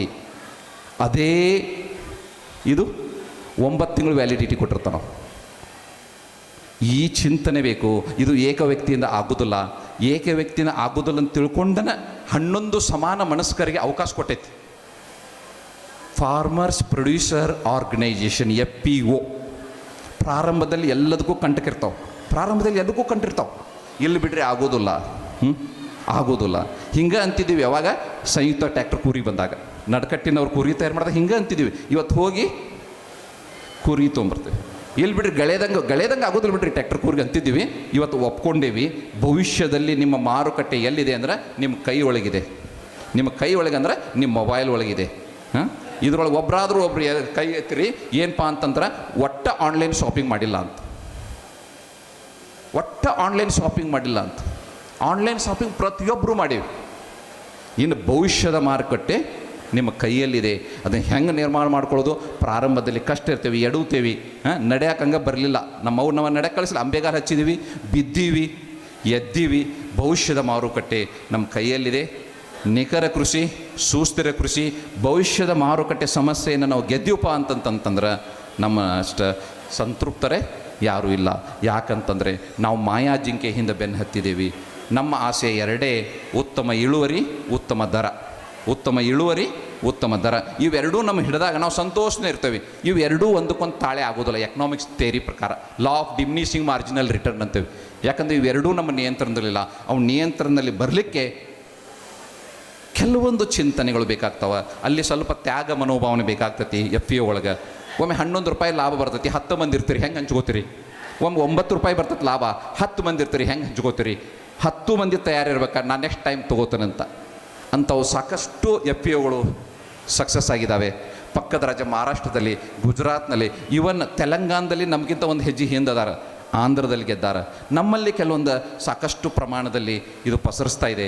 ದಯವಿಟ್ಟು ಆ ಅವಕಾಶವನ್ನು ಎಡು ಬೀಳುನ ಗೆಲ್ಲಬೇಕಾದ್ರೆ ಓಡಬೇಕಾದ್ರೆ ಎಡು ಬೀಳೋದು ಸಹಜ ಅಂತ ಹೇಳುತ್ತಾ ಸಾಕಷ್ಟು ಚಿಂತನೆಗಳನ್ನ ಹೇಳಿದೆ.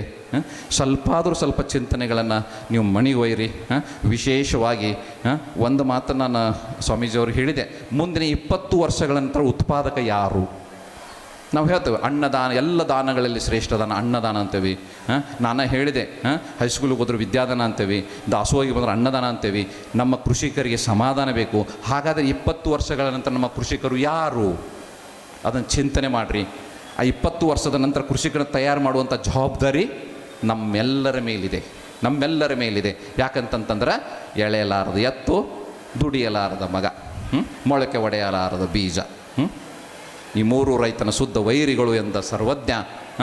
ಅದಕ್ಕೆ ದಯವಿಟ್ಟು ಸ್ವಲ್ಪ ಆ ದೃಷ್ಟಿಯೊಳಗೆ ಚಿಂತನೆ ಮಾಡುವಂತ ಹೇಳುತ್ತಾ, ಕೊನೆಯದಾಗಿ ಒಂದೇ ಒಂದು ಪ್ರಶ್ನೆ ಕೇಳ್ತೇನೆ. ಲೆಕ್ಕ ಎಂಜಿನಿಯರ್ ಇದ್ದವರು ಉತ್ತರ ಕೊಡಬೇಡ್ರಿ. ಎಂಜಿನಿಯರ್ ಗೊತ್ತಿರ್ತದೆ. ಯಾಕೆ ಹೇಳ್ತೇನೆಂದ್ರೆ 1 ಹೆಕ್ಟರ್ ಸೆಂಟಿಮೀಟ್ರ್ ಅಂದರೆ ಗೊತ್ತಿಲ್ಲ ನಮ್ಮ ರೈತರಿಗೆ ಎಷ್ಟು ನೀರು ಹಾಸ್ಬೇಕು ಅನ್ನೋದು. 1 ಮೀಟ್ರ್ ಉದ್ದ, 1 ಮೀಟ್ರ್ ಅಗಲ, 1 ಮೀಟ್ರ್ ಎತ್ತರ, ಎಷ್ಟು ನೀರು ಹಿಡಿತೈತದು? ಈಗ ನಾವು ಒಂದು ಬಾಟಲ್ ತೊಗೊಂಬರ್ತೇನೆ, ಇಲ್ಲಿ 1 ಲೀಟ್ರ್ ಬಾಟಲ್ ತೋರಿಸ್ತೀನಿ. ಎಲ್ಲರೂ ಏನು ಹೇಳ್ತೀರಿ? 1 ಲೀಟ್ರ್ ಅಂತ ಹೇಳ್ತೀರಿ. ಹಾಗಾದರೆ 1 ಮೀಟ್ರ್ ಉದ್ದ, 1 ಮೀಟ್ರ್ ಅಗಲ, 1 ಮೀಟ್ರ್ ಎತ್ತರ,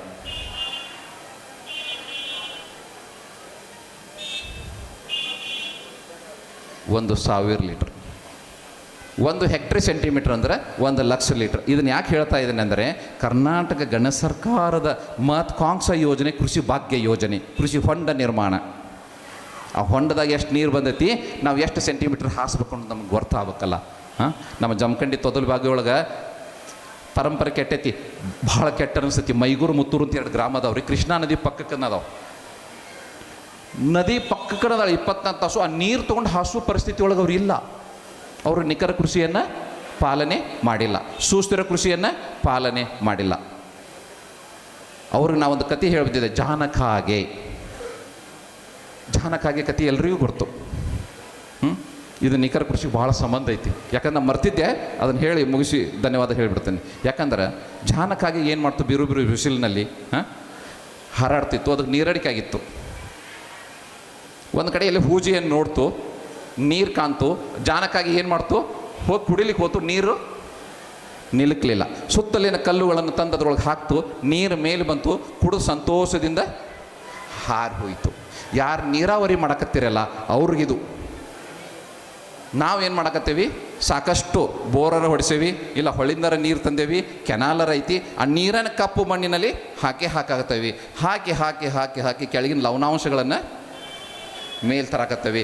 ಅದನ್ನೇ ನಾವು ಏನಂತೇವೆ ಇಂಗ್ಲೀಷ್ನಲ್ಲಿ ಸೆಲಿನಿಟಿ ಆ್ಯಂಡ್ ಅಲ್ಕಲಿನಿಟಿ ಆ್ಯಂಡ್ pH ಹೆಚ್ಚಾಗ್ತದಂತೇವಿ, ಸವಳು ಝವಳು. ಅದಕ್ಕೀಗ ನಾವು ಜಾನಕ್ಕೆ ಹಾಗೆ ಥರ ಆಗೋದು ಬೇಡ, ನಾವು ಜಾನ ರೈತರಾಗೋಣ ಅಂತ ಹೇಳಿ ಇಲ್ಲಿ ತನಕ ಶಾಂತ ರೀತಿಯಿಂದ ವಿಶೇಷವಾಗಿ ಈ ಹುಟ್ಟು ಮತ್ತು ಸಾವುಗಳ ನಡುವಿನ ಈ ಪ್ರಯಾಣವನ್ನು ಎಂಜಾಯ್ ಮಾಡ್ಬೇಕಂತಾರೆ, ಪ್ರವಾಸವನ್ನು. ಆ ಪ್ರವಾಸದಲ್ಲಿ ಇವತ್ತು ನನಗೆ ಇಂಥ ಒಂದು ಐಕ್ಯ ಸ್ಥಳದಲ್ಲಿ ಇಷ್ಟೆಲ್ಲ ಸ್ವಾಮೀಜಿಯವರ ಉಪಸ್ಥಿತಿಯಲ್ಲಿ ನನ್ನ ಪೂರ್ವ ಜನ್ಮದ ಪುಣ್ಯ ಅಂತೀನಿ. ಯಾಕಂತಂತಂದ್ರೆ ಅಲ್ಲಿ ಮಾತಾಡ್ಬೇಕಾದ್ರೆ ಅಂದೀವಿ, ನಮ್ಮ ಗರಗ ಹಂಗರ್ಕೆ ನಡುವ ಹರಿಯುವ ಹಳ್ಳದ ಮೇಲೆ ಮಡವಾಳ ಅಜ್ಜ ಅದಾನಂತ. ನನಗೆ ಮಡವಾಳ ಅಜ್ಜಗ ಈ ಮಟ್ಟಕ್ಕೆ ಸಂಬಂಧ ಇದೆ ಅಂತ ಸ್ವಾಮೀಜಿಯವರು ಹೇಳಿದರು. ಟೊಪ್ಪಿಗೆ ಕೊಟ್ಟು ಹೋಗಿದಾರಂತ ಮಡವಾಳ ಅಜ್ಜ ಬಂದ. ನಾವು ಮಡವಾಳ ಅಜ್ಜನ ಭಕ್ತರು. ಅವ ಅದಕ್ಕೆ ಅಣ್ಣನೋ ಸ್ಕ್ವೀಜ್ ಅಂತ ಹೇಳಿದ್ದೆ ನಾ. ಜೀವನ ಅನ್ನೋದು ಒಂದು ಅಣ್ಣನೋ ಸ್ಕ್ವೀಜ್. ಆ ಅಣ್ಣನೋ ಸ್ಕ್ವೀಜ್ನಲ್ಲಿ ಇವತ್ತು ನನಗಿಲ್ಲಿ ಮಾತಾಡಲಿಕ್ಕೆ ಕಳೆದ ಒಂದು 30ರಿಂದ 40 ನಿಮಿಷ ಆ ದೇವರು ಮತ್ತು ಅನ್ನದಾನೇಶ್ವರ ನನಗೆ ಕೃಪಾಟಾಶನ ಅಂತ ಹೇಳಿ ನಾನು ಇದನ್ನು ನನ್ನ ಪೂರ್ವಜನ್ಮದ ಪುಣ್ಯ ಅಂತ ಹೇಳ್ತೀನಿ. ಕೆಲವೊಂದು ಚಿಂತನೆಗಳನ್ನು ಕೊಟ್ಟೇನಿ. ಆ ಚಿಂತನೆಗಳನ್ನು ಮರೀಲಿಕ್ಕೆ ಬೇಡ್ರಿ. ಹೋಳ್ಗೆ ತುಪ್ಪದ ಸಂಬಂಧ ಅಂತ ಮರೀಲಿಕ್ಕೆ ಹೋಗಬೇಡ್ರಿ. ಹೋಳ್ಗೆ ತುಪ್ಪದ ಸಂಬಂಧವನ್ನು ಮರೀಲಿಕ್ಕೆ ಹೋಗಬೇಡ್ರಿ. ಶ್ರೇಷ್ಠ ಬೀಜವನ್ನು ಮರೀಲಿಕ್ಕೆ ಹೋಗಬೇಡ್ರಿ. ಎಳೆಯಲಾರದ ಎತ್ತಿನ ಮರೆಯಕ್ಕೆ ಹೋಗಬೇಡ್ರಿ. ಇವೆಲ್ಲವನ್ನು ಕೊನೆಗೆ ಹೇಳಬೇಕಪ್ಪ ಅಂದ್ರೆ ಇಂಗ್ಲೀಷ್ ಒಳಗೆ ಹೇಳ್ತಾರೆ, preaching is easy, practising is difficult. Preaching is easy, practising is difficult. ಭಾಷಣ ಮಾಡುವುದು ಸರಳ, ಅನುಷ್ಠಾನ ಮಾಡುವುದು ಕಷ್ಟ. ಅದೇ ದಿಶೆಯೊಳಗೆ ನಾವು ಸ್ವಲ್ಪ ಪ್ರಯತ್ನ ಮಾಡಾಕತ್ತೇವೆ, ಇಲ್ಲ ಅನ್ನಂಗಿಲ್ಲ. ಆ ಪ್ರಯತ್ನದೊಳಗೆ ಯಶಸ್ಸು ಖಂಡಿತ ಇದೆ ಅಂತ ಹೇಳುತ್ತಾ, ನಮ್ಮ ಅನ್ನದಾತರು ಉತ್ತಮ ಬೆಳೆಗಾರರು, ನಮ್ಮ ಅನ್ನದಾತರು ಉತ್ತಮ ಬೆಳೆಗಾರರು. ಆದರೆ ಇವತ್ತಿನವರೆಗೂ ಅವರು ಉತ್ತಮ ಮಾರಾಟಗಾರರು ಅಲ್ಲ. ಮಾರಾಟಗಾರರಾಗುವ ಚಿಂತನೆಯಲ್ಲಿ ಇವತ್ತಿನ ಸಭೆಯಿಂದ ಈ ಸಂದೇಶವನ್ನು ನೀವು ತೆಗೆದುಕೊಂಡು ಹೋಗಿ ಚಿಂತನೆ ಮಾಡಿರಿ. ನಾನು ಉತ್ಪಾದಕ ಹೌದು, 8 ಕ್ವಿಂಟಲ್ ಯಾಕ್ರಿ, ನಾನು 16 ಕ್ವಿಂಟಲ್ ಹೋಗ್ತೇನೆ ಅಂತ ಬರ್ತಾರೆ ನಮ್ಮ ರೈತರು. ಉತ್ತಮ ಮಾರಾಟಗಾರನಾಗುವ ಅವಶ್ಯಕತೆ ಇವತ್ತಿಂದ ಇದೆ. ಆ ದಿಶೆಯಲ್ಲಿ ಚಿಂತನೆ ಮಾಡಿ ಅಂತ ಹೇಳಿ, ವೇದಿಕೆಯ ಮುಂಭಾಗದಲ್ಲಿ ಈ ಭಾಗದ ಸುತ್ತಮುತ್ತಲಿನ ಎಲ್ಲ ಪ್ರದೇಶದ ಬಂದಿರಿ, ತಂದೆ ತಾಯಿಯರಿಗೆ, ಅಕ್ಕ ತಮ್ಮಂದಿರಿಗೆ ಮತ್ತು ಎಲ್ಲ ದಿವ್ಯ ಸ್ವಾಮೀಜಿಯವರಿಗೆ ನನ್ನ ನಮಸ್ಕಾರಗಳನ್ನು ಅನ್ನಿಸ್ತಾ ಈ ಅವಕಾಶಕ್ಕೆ ಕೊಟ್ಟಿದ್ದಕ್ಕೆ ಧನ್ಯವಾದಗಳು ಹೇಳುತ್ತಾ ನನ್ನ ಒಂದು ಇದಕ್ಕೆ ಅಂತಿಮ ಇದನ್ನು ಹೇಳ್ತೀನಿ. ಧನ್ಯವಾದಗಳು. ಸುಸ್ಥಿರ ಕೃಷಿಗಾಗಿ ನಿಖರ ಬೇಸಾಯ ಕ್ರಮಗಳ ಬಗ್ಗೆ ಸವಿಸ್ತರವಾಗಿರ್ತಕ್ಕಂಥ ಮಾಹಿತಿಯನ್ನು ಒದಗಿಸಿರ್ತಕ್ಕಂಥವ್ರು, ಚಿನ್ನದ ರಥ ಏರಿ ಬರುವ ರಾಜನಿಗಿಂತ ಎತ್ತಿನ ಗಾಡಿ ಮೇಲೆ ಬರುವ ರೈತನೇ ದೊಡ್ಡವನು ಅಂತಕ್ಕಂಥ ಮಹತ್ವದ ಸಂದೇಶವನ್ನು ನೀಡಿರ್ತಕ್ಕಂಥ ಶ್ರೀ ಸನ್ಮಾನ್ಯ ಶ್ರೀ ಬಸವರಾಜ್ ಶಿವಪುತ್ರಪ್ಪ ಎನಿಗೆ ಅವರಿಗೆ ತುಂಬು ಹೃದಯದ ಧನ್ಯವಾದಗಳು. ಈಗ ಇಲ್ಲಿವರೆಗೂ ನಮಗೆ